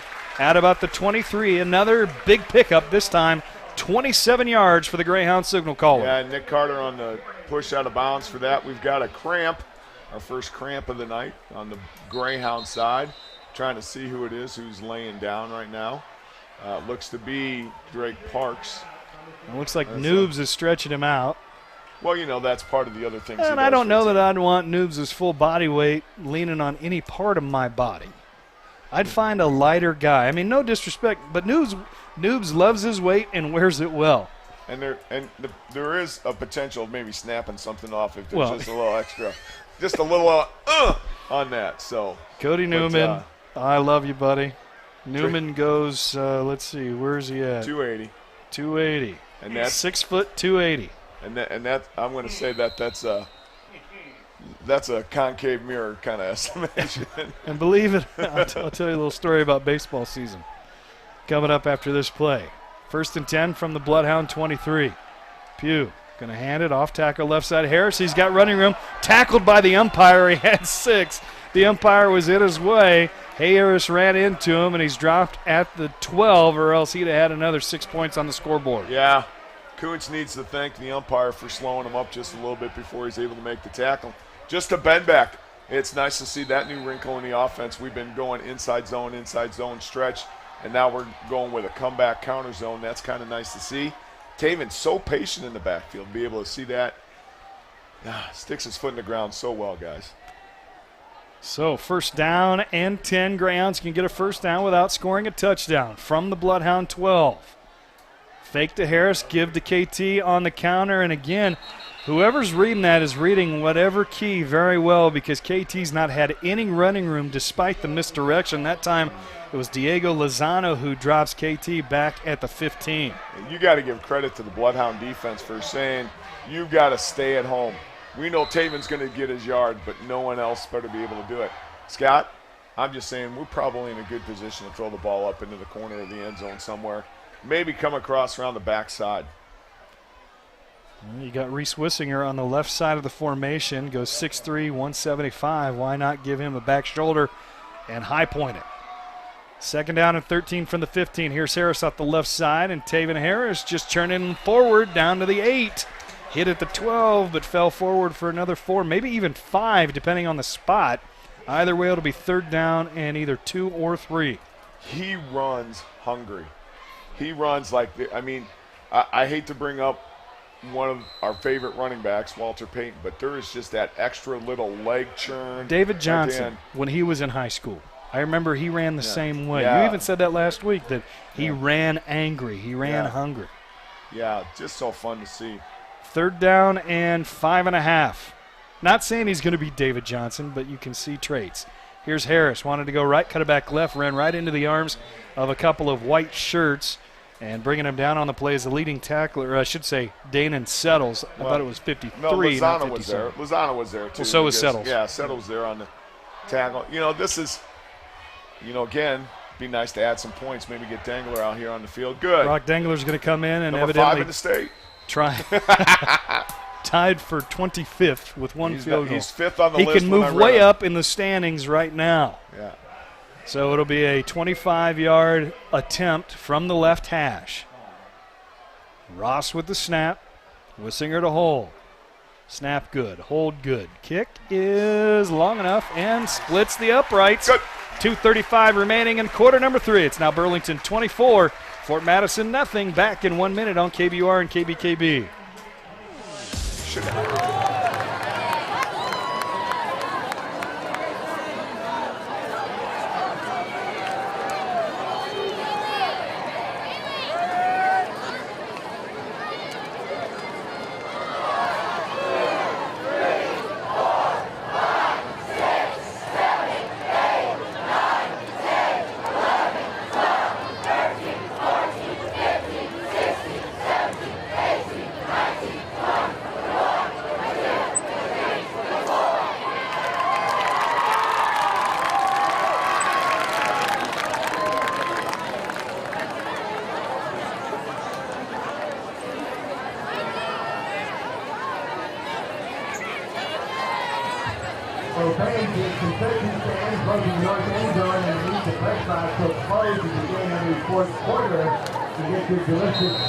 Trademark of Grinnell Mutual Reinsurance Company. Brock Dangler has it back underway as his kickoff hits at the 15 and rolls into the awaiting arms of Michael Messina. The problem was Messina's 5'7". The ball bounced about 6 feet in the air. He had to extend to get it, stopped any momentum he had, and once he got the football, Burlington's coverage unit had gotten down there and drops him at the 13, and that's where Fort Madison starts with 2:29 remaining in the third. Hale and Jones on the tackle for the Greyhounds. Scott, we said this before as we were going off to break. Brock should get some sort of noise. A little pop, a little I think the kennel, if you're listening down there, whenever Brock Dangler makes a field goal, everybody needs to be a cannon and go, boom. Yeah, something. I mean, if they can start the wave on a social media post, why can't I start boom for a Brock Dangler field goal, don't you think? I agree. Back to pass is Barker. Throwing it deep down the left side, double covered on the far side. That looks to be France. Dominic France had double coverage of Matt Bradar and Reese Wissinger, who came over from his safety position. They knock it away. It'll be 2nd and 10. Man, great help by Wissinger, but Matt really in nice position, does a nice job playing the underneath coverage. You bring in Sawyer now as a nickelback, as obviously Fort Madison continues to put themselves into a passing situation. 3-by-1 formation, 3 receivers on the right side. That's the wide side of the field, I should say, as Fort Madison will snap it from the left hash. Maestro just to the left of the quarterback, Barker. Barker throws it right. Messina, a little swing pass, a little bubble screen. He's got A gain up across the 15 to the 17, a gain of 4. It'll be 3rd and 6. Cordero and Hale on the tackle. Just continuing to do steady work tonight, CMH does. So big 3rd down for the Bloodhounds here as they got to try to extend the drive a little bit. Need to get beyond the 23-yard line. 3rd down and 6 from the 17. Now they switch sides, 3-by-1, this time with the receivers to the left. Barker is going to throw right, however, and he's got a man at the 25, hit by Jones. Didn't get him the first time, but got him the second time. That's Parker Denning on the reception and a 1st down up to the 27 after a gain of 10. Just a little bit of a size mismatch there. I think PJ went a little too high. Got to get down a little lower and hang on. Don't try for the big hit. Take care of it. Let your crowd come in and help you. So 1st down and 10 as they move the chains for the first time to the Bloodhounds. 1.5 minutes remaining here in the 3rd. Swing pass left side this time. It's got Quentin Schneider, his first catch of the night. And Schneider up across the 30 to the 33. Just a quick hitter. Little swing pass. It's like an end around or a sweep, if you will, to the wide side of the field and a gain of 6. It's today's just pitch. It's just a toss out to the side. Guy's already there. Bring in Dontarius on a 2nd and short. Make another nickel package for the Greyhounds. 2nd down and 4. Here's Martinez coming off the left side, but they give it to Maestro right up the middle, kind of in the area. Martinez vacated across the 35, near the 36. Be 3rd down and about 1 to go as we tick down inside of 50 seconds remaining in the 3rd. Elias on the stop there with a dive at the feet to trip him up. Otherwise, he may add a few more yards. 3rd down and 1. Barker just going to keep himself off the left side. Follow Maestro into the hole and able to bull his way forward with a couple of purple shirts on his back across the 40 to the 41. Another Fort Madison 1st down. Cordero and Ladanian again. As Stop. much as anything, at this point in the time, you're trailing by 3 touchdowns, actually 3 touchdowns with 2-point conversions. Are you looking to just get some confidence? If you get back in the ballgame, that's great, but just trying to get your offense some confidence. Well, you got to get some sort of momentum, and that's what they've got going right now. Barker rolling right, throwing right, has a man, but the route undercut and almost picked off by Charlie Carlson as Denning was your intended receiver, but Barker just put it up a little too high and gave it a little too much air and allowed Carlson, with his speed, to close ground and make the play. Yeah, and Charlie did a nice job, but if I was going to be critical, I'd just say you got to get your hands up. He kind of cupped them and just kind of put yourself in a bad position hand-wise. I always say if you're going to run that far, you might as well make the catch. You should. Put your hands on it, you got to catch it. That's what I tell an outfielder. If you're going to run 100 feet, go ahead and catch the ball while you're there. Barker wants to throw left, and the pocket collapses, and he's going to be brought down by 3 separate purple shirts. First one there was... Oh, that's Van Berlo. Well, and also 64 was the first one there. That's Iverson Applegate, and then he was joined by a couple of others. Drake Bailey was there too. Again, you need your binoculars. That's Jules Hood, 54, Drake Parks, and Jacob Van Berlo. I think what I'm looking for, I thought it was 63. It's actually 93. That's Nash Garlow. That's Drake Parks, 63. I'm going to Drake give you my Parks glass. is 13. Oh, Drake Bailey. Drake Bailey. Drake Bailey.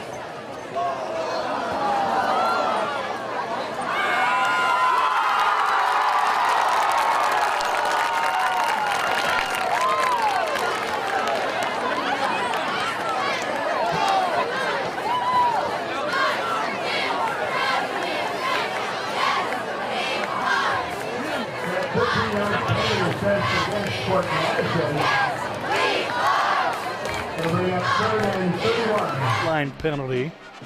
Assessed to the Fort Madison sideline, has taken the football all the way back inside the 20. So it'll be 3rd down and 31 plus to go. There's a lot of plays in the playbook for that, Scott. You know. Oh, I know. Just like there's a 7-run home run when you're trailing in a baseball game. It's a fake 23 blast with a John Brown reverse. How about the annexation of Puerto Rico? Yep. Is that what it was? Either one of those would be. I know all the coaches that practice those plays. Was it Puerto Rico? Yeah. Yeah. Little Giants. Barker going to throw it on 3rd and 31. I did not see this coming. All right. Tried to lob it to Dominic France, or make that, Dominic France, who was well covered, but he just threw it out of bounds. Oh, I'd forgotten, Scott. That is the rule change.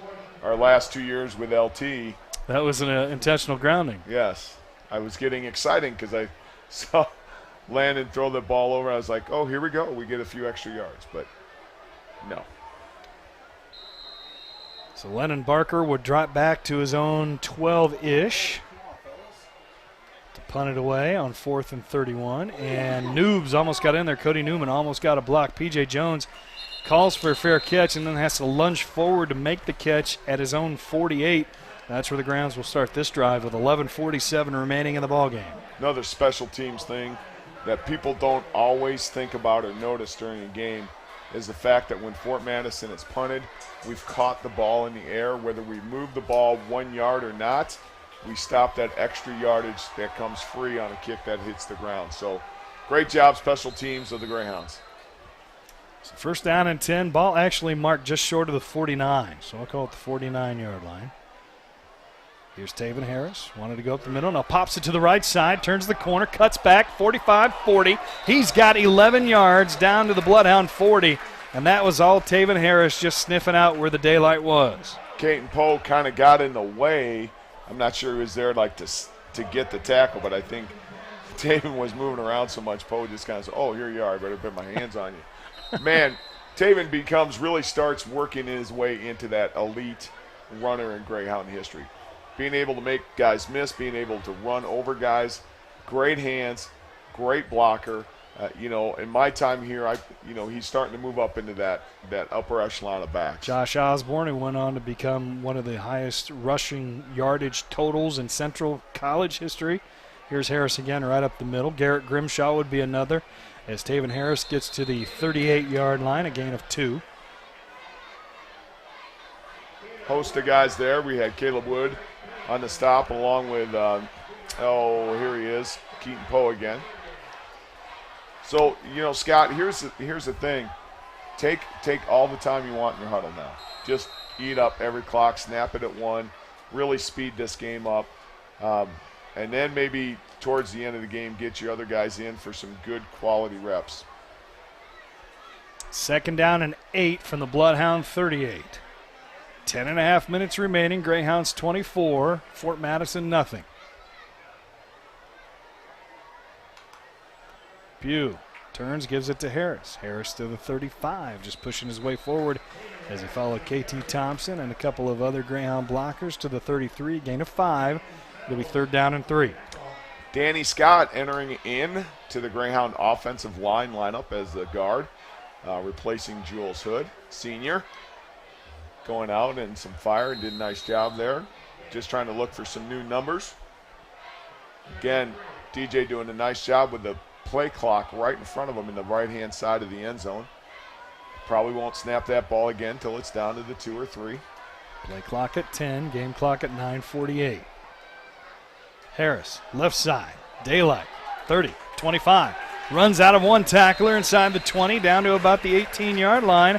Again, a lot of second effort and yard after contact. That's a 15-yard pickup for Taven Harris. Nicholas Carter hanging on just for life until Kuntz can come along with the tackle for the Bloodhounds. You know what? I would make this a steady diet. I'd find all the different ways I could to get Taven the ball. Well, Taven is getting a breather right now. KT Thompson going to be in the backfield, as is Mark Smith, the tailback for the Greyhounds. Pugh on 1st and 10 from the 18 gives it to Smith. Smith just running the Harris play right up the middle between center and left guard. He's got 5 of his own to the 13. Nice to see Mark Smith, a sophomore, Made the state track meet last year in the 100. Obviously great speed if we can find a way to get him out. Taven said, that's enough. I believe those yards are mine. I'll come back into the huddle. You sit down, young guy. I got it. I want my 1,000. Got another bloodhound down on the ground. We'll give you that information as we know. 9:01 remaining in the fourth quarter. Scott, it is fun. I mean, obviously these nights are fun. They are. Sit in you the know, press and box. it's not It's not. do not intend to be disrespectful not at to all. any opponent. It's just we've documented this a lot. You sit through a lot of these on the other end, and whether it's 24-0 or 24-21, to be in the fourth quarter either leading like this or to be competitive makes for much more fun as a broadcaster and a fan and a coach and a player. You know, and I'm telling you, I've been impressed with the Bloodhounds. You know, I know right now we're in the driver's seat and all of that, but the Bloodhounds are playing hard. It's not like they've said, you know what, we're done for tonight. Absolutely. We're gonna kind of fold up the shop, put in our younger guys, and come back next week. This is probably a completely different game if they don't turn it over at the Greyhound 5. I mean, just like last week, the Greyhounds lead at halftime because Clinton gets a little too cute on the Burlington 2, turns it over after a couple of penalties. Here are the Bloodhounds. They didn't get too cute as Diego Lozano is going to leave the field under his own power. But you're looking at basically a 10-point swing because instead of it being 21-7 Burlington, if the Bloodhounds push it in, then the Grounds turn around, go down the field, kick a field goal, and instead of being down 14, you're now down 24. Right, and again, you're talking about a second-year coach who's really kind of reestablishing, we talk about this a lot, a culture, a mindset of athletics, and especially in the game of football. It becomes a tougher sport each year to play football. So tough to win. Tough to win in anything. 2nd down and 5 from the 13. Pugh hands and gives it to Harris off the left side. He's inside the 10 to the 5 and dives down to the 4. And Reese Wissinger almost drawn into a web of another personal foul as he got thrown down by Caleb McLaren. Sophomore, 5'7", 160-pound sophomore. Nice block. Reese, just let it go. Get back and he in did. huddle. I give Reese a lot of credit. He did. Taven sniffing the end zone, though. He smells it. He wants in bad. 1st and goal from the 4. Buck, you ready over there? Get that cannon ready. We're hopeful. High snap, pulled down. Harris off the right side, following his blockers into the end zone. Boom! Touchdown, Greyhounds. Guys up front doing a nice job. KT, isolation play. KT with the key block. And they just went right after where Lozano was not able to punch it in. Great drive for the Greyhounds.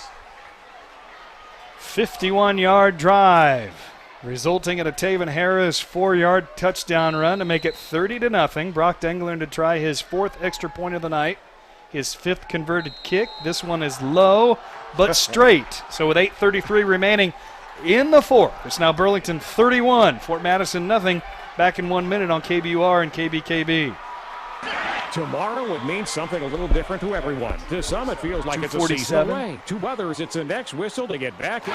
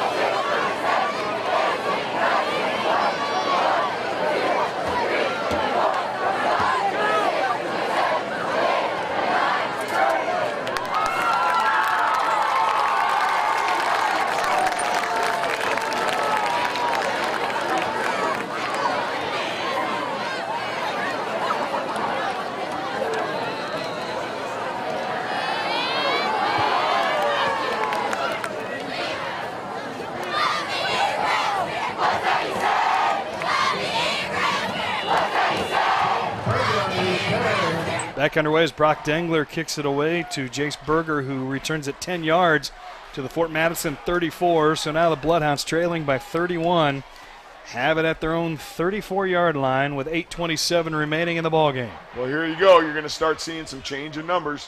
Tanner Whalen, 6 foot, 250-pound junior, comes in for the Greyhounds as a D tackle, and number 41, Colton Kirchner, the 5'8", 190-pound junior, also steps in. Regulars are still in there. Nix has Taven Harris at 247 yards and a pair of touchdowns. Here's a pass on first down as Barker wanted to get it to Messina in the right flat. Undershot it a little bit, falls incomplete. It'll be 2nd and 10. You'd undershoot it too if you had CMH rolling down at you at a breakneck speed. I mean, he got to get rid of that ball fast. Looking around, Dontario Sawyer checks in for the nickel package. About 15 yards from the line of scrimmage at safety. Here's the give to Maestro. Wanted to go right. No, that's not Maestro. We'll tell you it is in a second. Got bitten by the turf monster, did Caleb McClern, the defensive back on defense who threw Reese Wissinger down a couple of plays ago.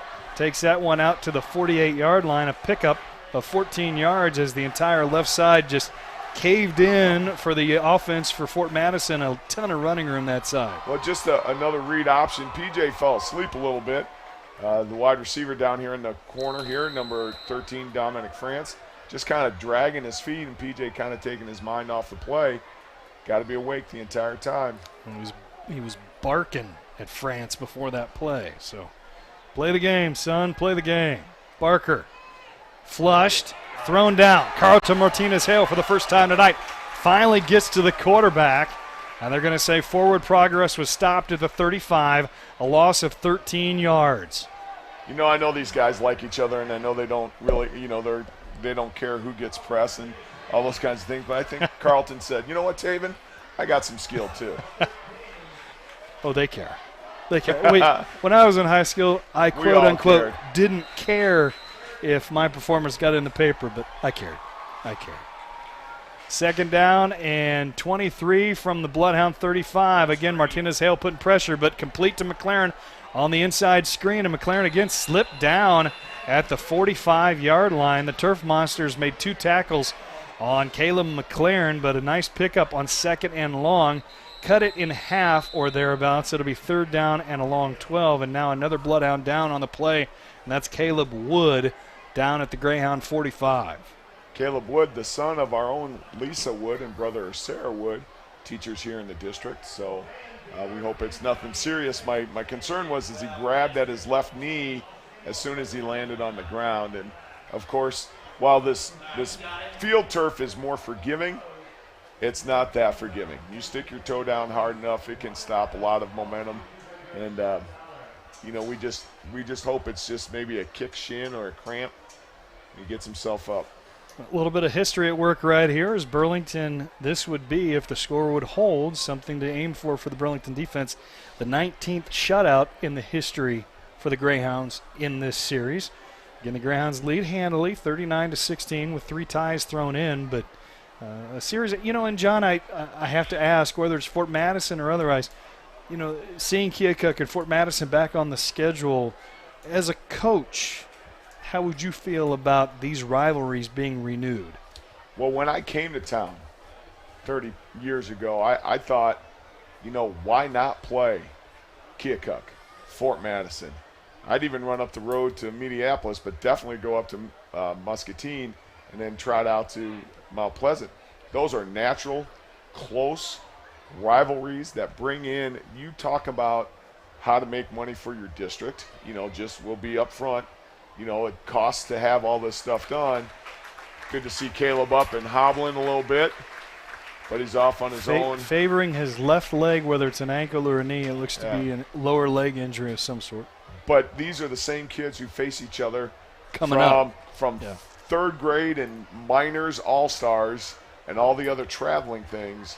And it just would make, for me, just an intense, fun rivalry. Well, and of course, in all other sports except for football, dependent upon where we fall in class size over the next few years, this is the final year for all other sports in the Mississippi Athletic Conference, and these rivalries will be renewed. Baseball, softball, basketball, wrestling, across the board, everything except for football. We'll see Fort Madison, Mount Pleasant, Washington, Fairfield, and Keokuk on the schedule each and every year, maybe even twice a year. Home and home series. We don't know how those schedules will work out just yet. But I think it's going to be neat. It's going to be fun to see some of these old-time rivalries back and alive. Here's Barker rolling on third down, has a man in Messina at midfield, able to evade one tackler, but driven down with authority at the Greyhound 48 by, I believe that to be Martinez Hale. Little swing and a miss by Reese Wissinger. Came in there with a little bit of steam and don't say that about a baseball control. player. I did that on purpose. Don't say that. But I did. No, don't say that about a baseball But I'm going to. Don't. Quit. You know why? Just stop. Because it's not baseball season. 4th and 6 at the Greyhound 48. Barker back to pass, throws right, has a man, makes the catch at the 40. Gets out of a tackler to the 30. Inside the 30, down to the 26. That's Messina once again. And a nice pickup on 4th down to the Greyhound 26 with 6:29 remaining. Matt Bedard just kicking himself, came inside, thought he had the pick. Really did a nice job of coming up underneath Messina. Did a nice job of hanging on the ball and getting some extra yards for the first down. So 1st and 10 at the Greyhound 26-yard line. 6.5 minutes remaining in this one. 3 left, 1 right for the Bloodhound offense. Barker throws left, has a man. Little swing pass, nice little screen. Pitch and catch to Trey Kuntz and brought down by P.J. Jones at the 25. A gain of just 1. P.J. trying to get a little extra punch to get the ball out, get the ball on the floor. Little peanut punch action right there. Yeah, nothing wrong with that. Nice hard tackle. Good play by the Bloodhounds. A little Charles Tillman action. I don't know if you can teach that, though. I mean, Charles was just so innate and had that ability inside him to do it. I don't know if that's something you can develop. Guys are innate for the most part, trying to be able to do that. Barker just keeps it himself, follows his left guard and center forward inside the 20, down near the 18-yard line. Going to be a couple short, so it'll be 3rd down, a long 2 to go for Fort Madison as we tick down inside of 5:45 remaining. Timmerman and Bailey for the stop. Guys are coming in and out in a hurry. Don't forget to keep it right here after the ball game. Zach Shea, assuming we have enough time, we'll be up here to talk about tonight's game, and then at the top of the hour at 10 o'clock, we will have the Iowa Radio High School Scoreboard Show, and perhaps yours truly will make an appearance again as well. Barker going to be flushed out of the pocket. Here comes Martinez Hale. Just as he does on kick situations, comes right up the gut and able to run down Barker outside the 30. They're actually going to say forward progress, I think, to the 30, but the white hat puts it at the 32. That's a huge loss. Back to the 32-yard line, so it'll be 4th down and about 16 in order for the Bloodhounds to keep this drive alive. Great scheme. They moved Whalen, the nose tackle, into the A-gap, and they had to be covered up by the center and guard. Zoo driving upfield, covered by the tackle, and so Martinez Hale able in there to stun in there and get the sack. Barker on 4th and 16. I bet he throws it. He is back to pass. He's got pressure, flushed out, throws into the end zone. Had a man for a minute, but P.J. Jones closed quickly, and Dominic France couldn't come down with it, and the Bloodhounds will turn it over on downs with 4:31 remaining, and the Greyhounds with a 31-0 lead. All right, so Scott, as you find a way to close out this game, probably going to take 3 first downs, I would think, since the Bloodhounds have all of their timeouts left. Again, you hold the clock for as long as you can. Keep your first group of offensive linemen in there for as long as you can as well. And then start working your way out. But definitely not a whole lot of Taven. And so in comes on cue, number 23, Dontaria Sawyer for the Greyhounds. Sophomore. Some confusion on where we're lining up. KT Thompson moves back into the tailback spot. Now Nash Garlow and Sawyer having some issues. Who's right, who's left? Finally they set on Garlow right, and KT Thompson gets the carry but fumbles. Muffed handoff, and he just has to fall on it at the line of scrimmage. It'll be 2nd and 10. Harris comes right back in the ballgame with a Mark Smith. Yep. I have a feeling that they're just going to continue to be trying to find out who is their definite solid number 2 tailback, because unless he has some broken legs, I don't think Taven's coming out again. Well, and you also want to see what you've got for next year. Mark Smith is a sophomore, KT Thompson a junior. And it's never Sawyer is a sophomore. Never too early to start looking ahead. And, you know, unfortunately for a kid like KT Thompson, who just unfortunately kind of threw his helmet down in a bit of anger, muffed plays like that aren't going to help your stock. High snap, give to Mark Smith right up the gut. All he did was split center and right guard, found the seam, 11 yards out to the 43 and another Greyhound first down with 3:37 left. Nice to see seniors Danny Scott and Cody Newman doing such a good job. You've got the sophomore Travis Thompson in at center, double teaming with Danny. You've got two huge sophomores on the other side in Wixom and Bailey, double teaming on their side, and it makes it very easy for Mark Smith to get his yards. Drake Parks to the right, Mays Black to the left. Smith again takes it off the left side, just following the pile. I mean, you watch those big uglies up front, and they are just moving the line of scrimmage 6-7 yards upfield. I mean, Smith wasn't hit until midfield. That's a gain of 7. No, and you've got some fresh legs in there for the Bloodhounds. You've got Shade Dinwiddle, a 6'1", 200-pound junior in there. He's replacing a starter. You've got where'd he go? Bryce Britton, a 6'1", 180-pound junior, also in there for the Bloodhounds. So you got some fresh legs, but they're not as big as those guys up front. So 2nd down and 3 from midfield. Smith once again, this time off the right side, hit, he's dropped, and that time it was a suplex to the back by Diego Lozano. Short of the first down, they'll call it a gain of 2, so it'll be 3rd and 1 at the Bloodhound 48. To me, if you're really trying to secure this first down, I would go DJ, let him pull it and run for a little bit. But it's been so easy to run inside that A-gap on that midline that go ahead and give it to Mark, run in isolation, start to close this thing out. 3rd and 1 at the Bloodhound 48. Play clock at 10, game clock at 2:07. Smith once again finds another piece of daylight, and he's got yardage up to the 40. A gain of 8, and Mark Smith doing a nice job in second tailback action, if you will. Backup tailback maybe being more secured by Mark Smith tonight. He's gotten probably a half dozen carries at this point. So now you can call it, Scott. In comes number 64 for the Greyhounds, Iverson Applegate, as he replaces Isaac Wixom at the left guard spot. As far as I'm concerned, he had a sack earlier. I know Mix if had it weren't for YouTube, no one would know the difference. So you're saying you don't want TV No, time? I'm saying next week I need to make sure and remember my daughter's binoculars. Here's Smith again off the left side, running room. 35 ran up the back of his own blocker, and that stalled him a bit and gave the white shirts from Fort Madison enough time to stop him short of the 30, a gain of 8, as we're down to 1:20 remaining in this one. You know, Mark Smith, $1.50. I mean, he bounces pretty well, doesn't he, guys? He's a vertical runner. He's going to take some shots, But he's fun to watch. He could be something special, too. Get some weight on him. I think that's the key. I mean, it's been the key since the dawn of time for Burlington Greyhounds. Football players getting in the weight room, doing what they have to do nutritionally, things just like everybody that. athletically. Play clock at 3. 2nd and 2 from the 33. Smith once again going to be stopped and dropped again by Lozano.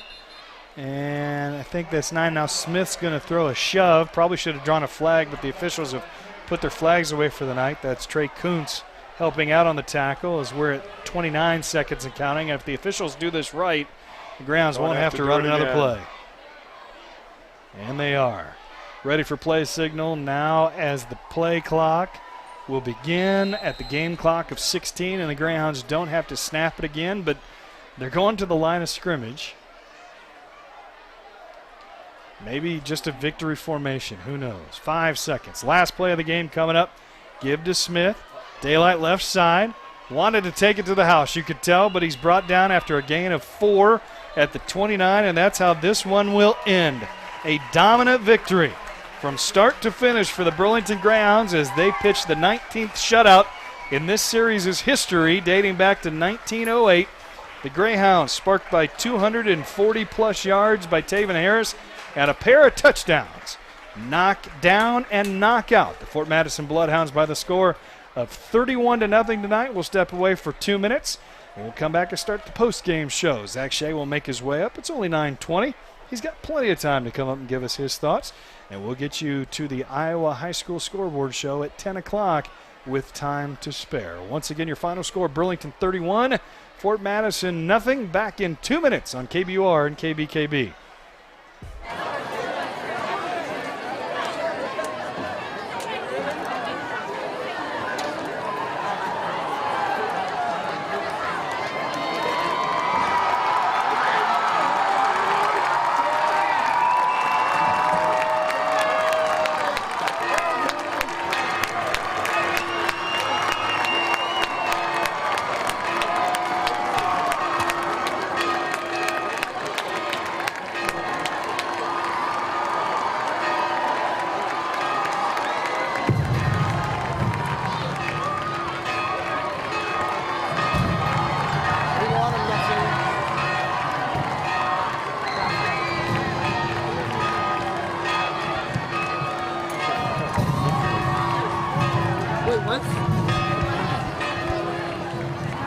Whoa, whoa, whoa.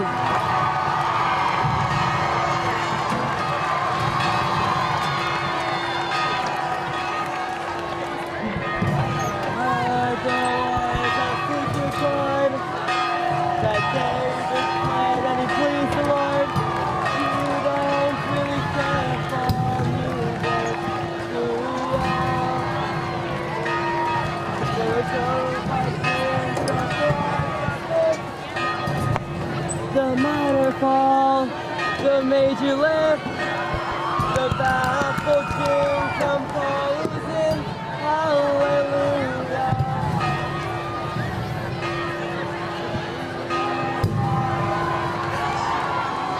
Hallelujah. No, he doesn't like them.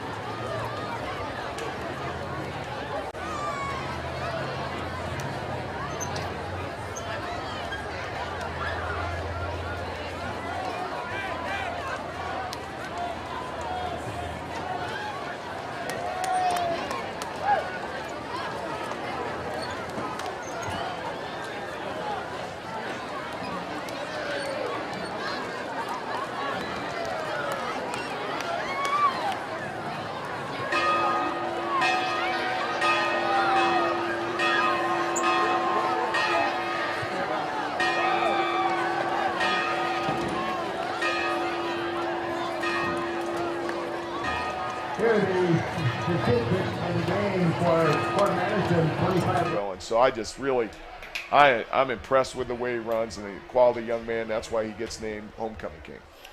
Homecoming King. And you know what? I never did say tonight's Homecoming Queen was crowned at half. Gosh, Right. I was so busy swimming in the land of me, I forgot to give credit to Tiffany Conrad, Yes, who congratulations. was voted as this year's 2018 Homecoming Queen. Yep. So along with Taven Harris, your Homecoming King and Queen. And, of course, the week will be culminated tomorrow night with the dance. I'm not sure where the dance is. Is that at the high school? Generally at the high Generally school. at the high school. I'm sure they'll be spending some time getting it set up tonight. So. And also going out to dinner tomorrow. Homecoming was always one of my favorite dances. So, Well, I just know that I want to get off the road because pictures will be taken all around. Really, we were talking about Greyhound Pride during the middle of our week. And, you know, we're talking to kids, we really have a beautiful time. Lots of pretty spots to get pictures taken and things like that. So we're excited. Going to be a great weekend for the kids to go out and have some dinner, dance, have some fun. you know, defensively, it's kind of the underappreciated part of the team tonight in that they faced something that was completely different. Thanks, Mix. Faced something completely different. Mix left. That's why I said that. I know you can't see that. Maybe if you're on YouTube, you can. Bye, Mix. Because we Thanks are for on coming the air. tonight, buddy. All you got to do is check We the are light. on Go air. ahead. Hi there, guys. Okay. You know, the defense tonight had to face something they generally don't see. Now, when Muscatine was in the MAC with Burlington during their heyday, this was all they did was Right. throw empty backfields, 4 or 5 receiver sets. You bet. But generally over the past 5 years, 6 years of district play, you haven't seen a whole lot of this. So it took a drive or two for Burlington to, as you said at the beginning, they got to find a way to adjust and get used to it. But once they did, they just were in complete control. And to his credit, Lennon Barker continued to sling it, but I think he was pressured enough that a lot of throws that he was probably completing these first 3 weeks were coming up a little short. He was feeling a little bit rushed. Guys weren't as open maybe as they normally are. That's a credit to the back seven as much as the front four. Yeah, and really to the scheme. The coaches put in a great scheme this week. They said they were going to bring a lot of pressure from the edge, and they did, kind of disguised it in a lot of different coverages. So it was great to see. Lots of pressure put on a guy, and when you're always throwing off the wrong foot, you just never know what's going to happen. Thought our kids in the back end covered really well. And then, our special teams continues to improve its play. So the Dr. Kirk Masner Family Dentistry Player of the Game, Taven Harris, unofficially about 246 yards. I think Mix's stats came out to 2 touchdowns, one of 19 yards, one of 4 yards. Bob Dodds Insurance Defensive Player of the Game. We talked about the first one that comes to mind. Fort Madison trailing 21-0 early in the third quarter. Their first drive, take it all the way down to the Burlington 5 before they make a mistake. Bad handoff. Cody Newman able to fall on it at the 6. Completely turns momentum. Burlington takes it the other way, gets a field goal instead of 21-7. It's 24-0. Completely changes the complexion of the game. Yeah, it just changes the whole mindset. They had a nice drive. We had talked, that something needed to happen, and that was very timely. Cody Johnny on the spot, being able to take the ball away, give us a chance to get some points on the board. Tonight's Barn Grover Glass breakthrough offensive play of the game. 74-yard pitch and catch. DJ Pugh to Reese Wissinger, probably the knockout blow. Burlington had taken a 14-0 lead moments prior and then forced a 3-and-out on 3 consecutive incompletions by Lennon Barker. Take over on their own 26, and then on second down, beautiful throw. DJ Pugh with probably his best throw of the season. Reese Wissinger catches it in stride, covers the last 40 yards on his own, and we're looking at 21-0. Again, going into halftime, you talk about momentum switching plays. That was, to me, the backbreaker for Fort Madison. Yeah, it was. The other one, to me, that obviously doesn't match up to that, spectacular explosion play that we've talked about, was that Patriot plunge. I mean, we got that drive. And when we can get our guys to move in synchronicity and just get on the ball, get things going so that the defense can't get set. I mean, I thought those were kind of those mental just nails that just go into you, and you're just like, oh, as a defense. And so the catch, it really just gives you a lot of hope of what DJ can progress to do. I'm trying to find that word. It's all right. You're getting old. Words are hard to come. Yes, I know. I get it. I'll get a dictionary here, get a thesaurus, and get it out. But as he progresses, because when we get into this district play, you're going to have to be able to do some more things than just Taven on one side, Taven on the other side, maybe a trick play. You've got to be able to throw the ball somewhat, and if we can do that, then we can really kind of put ourselves in a place to be competitive. Then the Edward Jones John Hart Agency Special Teams play of the game. I don't think it's one play. I think it's you got a freshman taking care of your specialty teams as the kicker. And Brock Dingler, who I give a ton of credit to. Yeah. Tough circumstance coming out of week 1. Fumble leads to the winning touchdown for Ottumwa. Has responded by his role now is to be the place kicker. 4 for 4 on extra points. 25-yard field goal. 5 for 5 on the night. I mean, you can't ask anything more, obviously. That's the obvious cliched statement, but just the poise. I mean, you can just tell he's comfortable doing it, and he's going to be around for 3 more years after this. And he's gotten better. With each swing, you can just see it. We talk about him being a baseball player and just getting into that flow and that rhythm. And, he didn't do it for us last year as an 8th grader. We had some other guys do that, and that was fun. But you can just see. Well, you missed the boat on that one. No, he did so many other things for us, trying to get some other kids going. So, but his just the nature of his ability to swing, and as you said, to have the confidence as a freshman, and this is probably one of the bigger crowds I've seen probably since 2001. Absolutely. And he just handled really all the duties very, very well tonight. Last thing I'll say too, a lot of credit goes to the coaching staff and to the kids who evidently hydrated very well. We're talking about. Last week, it was 65 at game time, a very pleasant football evening. In fact, we said, man, it really feels like the first Friday where it feels like football season. Yeah. And here we are tonight. It was 87 degrees at kickoff. Not humid, but hot enough where if you didn't hydrate well enough, it was going to be an issue. 1 cramp tonight. Thank you, Cody Newman. Maybe that was the play of the game for him to rub out the cramp. And I guess where I'm going with this, we were talking in the first half, 35 plays, give or take, on offense. So for the guys especially that were going both ways, they were really exerting themselves at least 35 times. Yeah. And to only have 1 cramp, that's pretty good. Even though it's week 4, guys are getting in football shape, but this was a hot night. But this is also my credit to the staff, too, because they gave them credit first. But I'm just saying the timely rotation of guys early so that you knew when you were going to have to put together a series of plays, 15 yards, 15 plays, 20 plays. that you were right in the right position to do so. So, yeah, good job all around.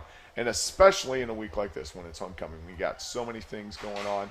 Your third week of school, I mean, it's like the building hasn't even got a chance to settle in yet and said, okay, here we are, we're into the school year.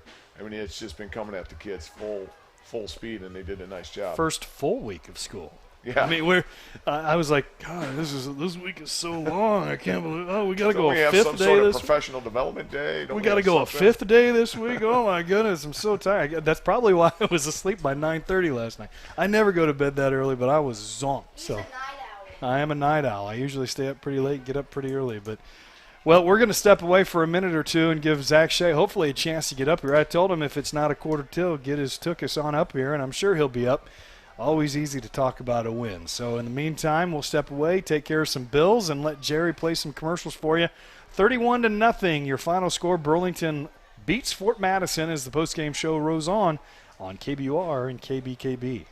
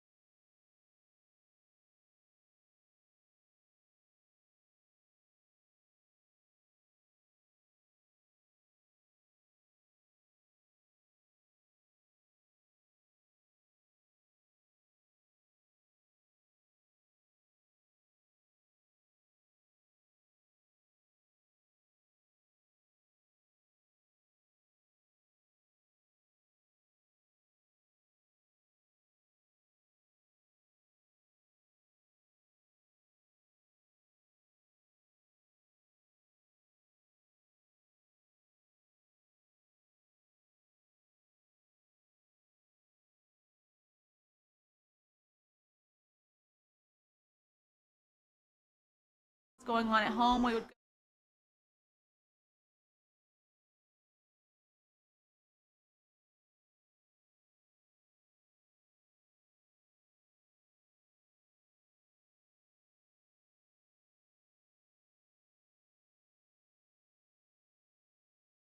We can.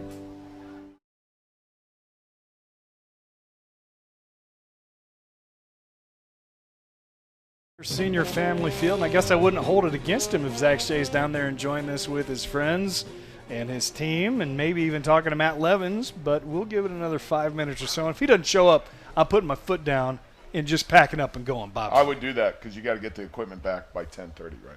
Well, yeah, thereabouts. Okay. Thereabouts. I mean, Jerry said he's working until 11:30 tonight, so we got plenty of time. But, you know, so 2-2 through non-district.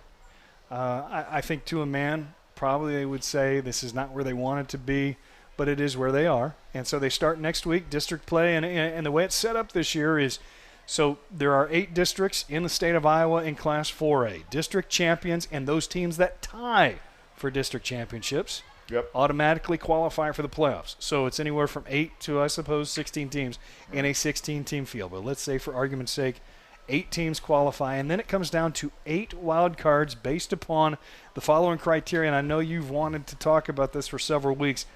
It's basically at-large berths, but it's based upon your strength of schedule, your opponent's strength of schedule, and your opponent's strength of schedule. It's an RPI. Right. And so, you know, it's an interesting thing going in.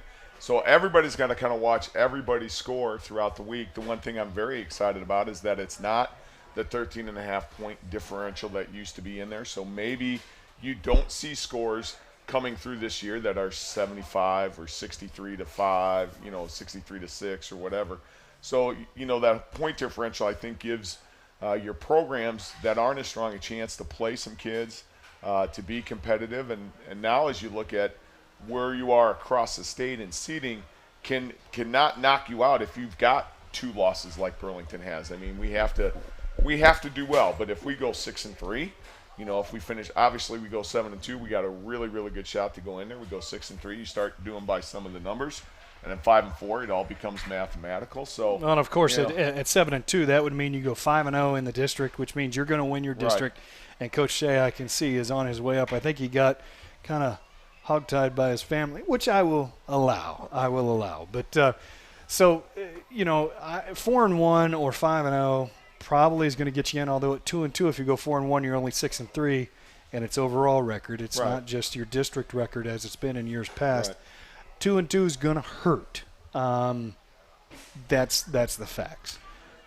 Right, but the thing that what we're looking here right now, we're looking at teams that a program that's been under 500 for several years now, trying to get that momentum to get on the other side and be a little bit larger in the left-hand column. And the thing that you've seen here is that you've seen a program and a football team that has gotten better each week, regardless of what the final score on the scoreboard says.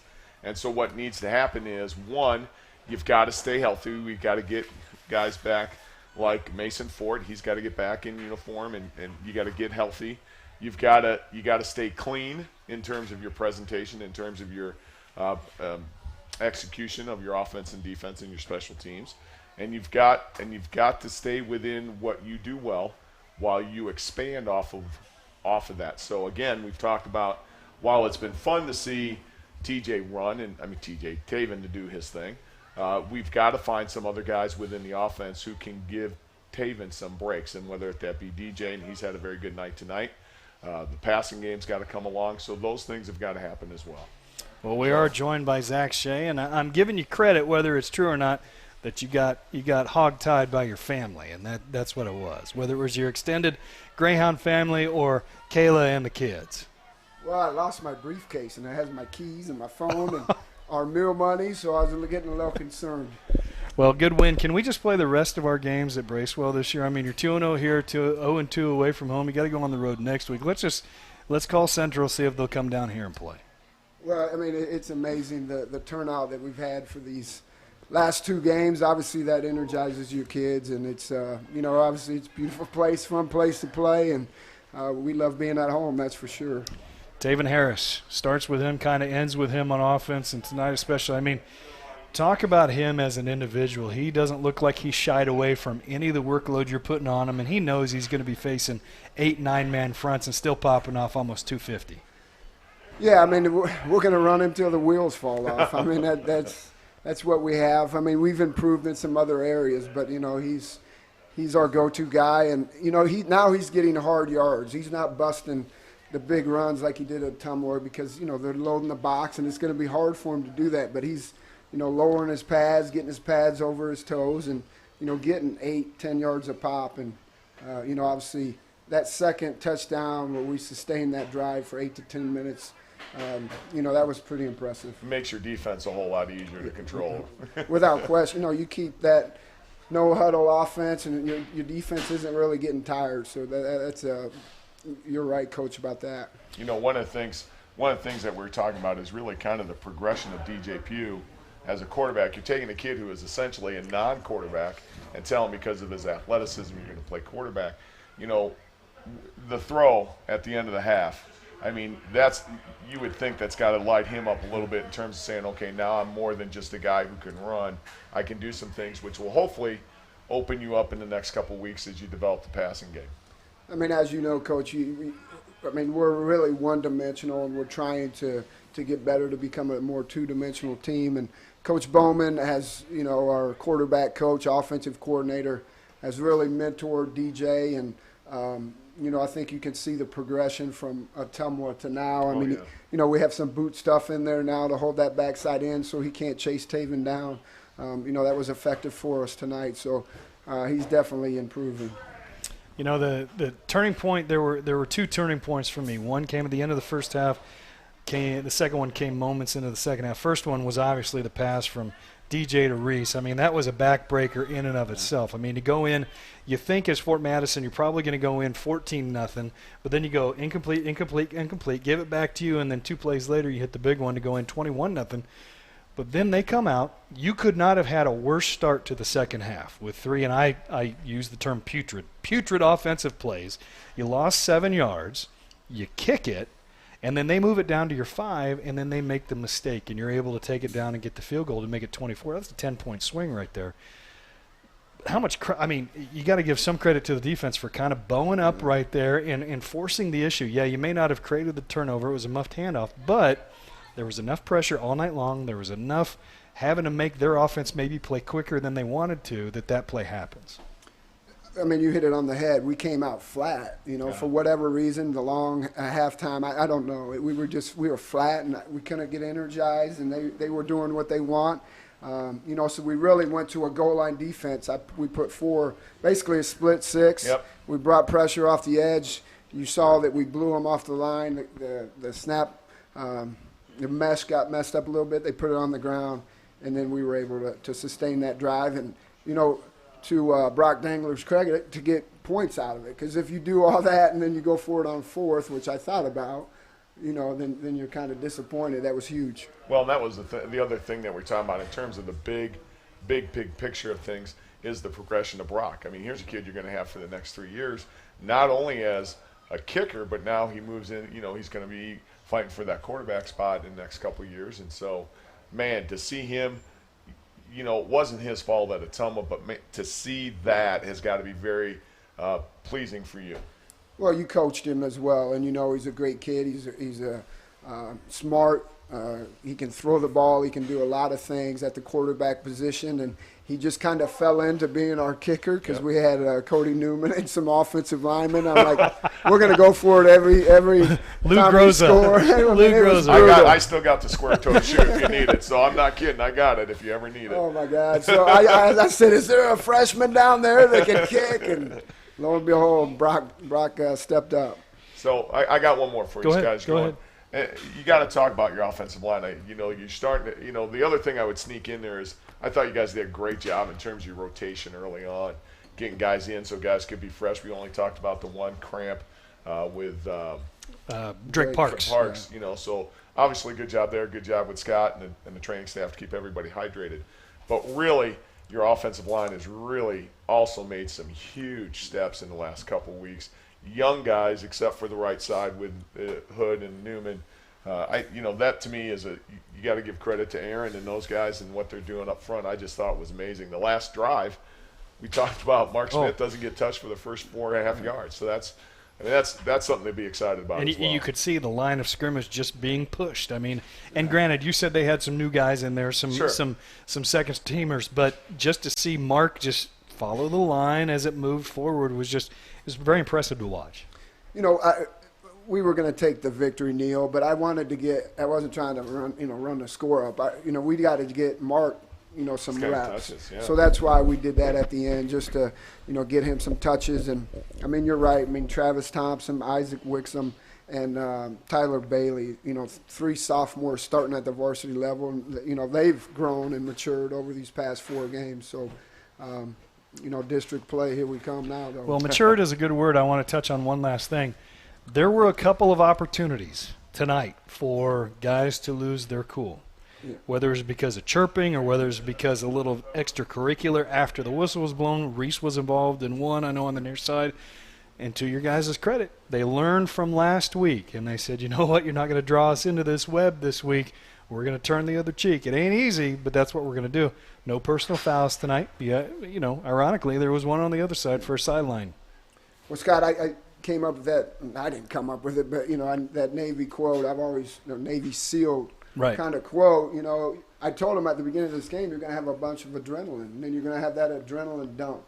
Do you have the discipline, and, are you going to fall back on your training tonight? Because we got to clean up what happened at Clinton. That was kind of ridiculous, and that starts with me as a head coach. So I was happy to see that stuff tonight, that it was cleaned up, and we won with class.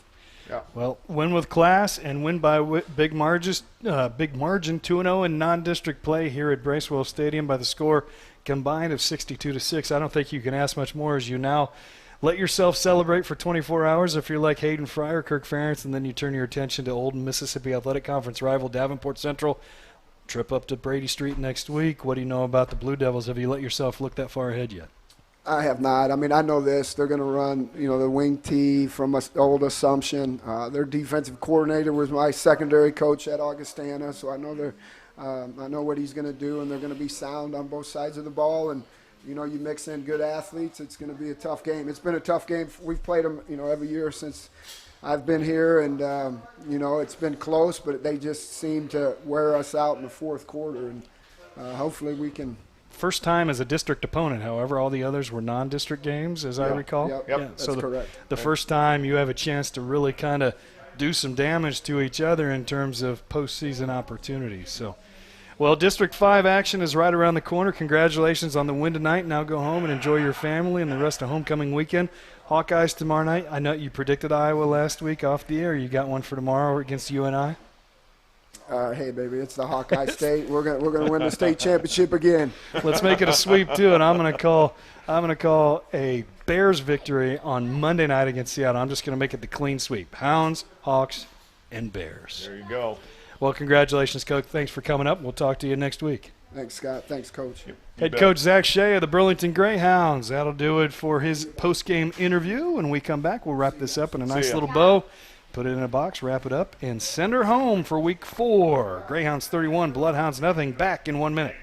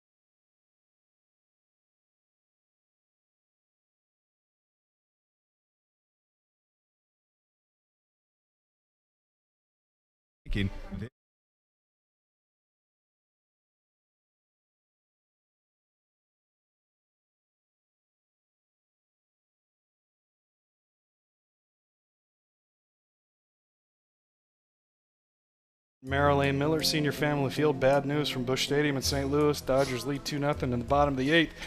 If that score holds, the Cardinals and the Dodgers will be tied for that second wild card spot. Not good. What about your Red Sox? My tweets. Your tweets? My tweets are still sending.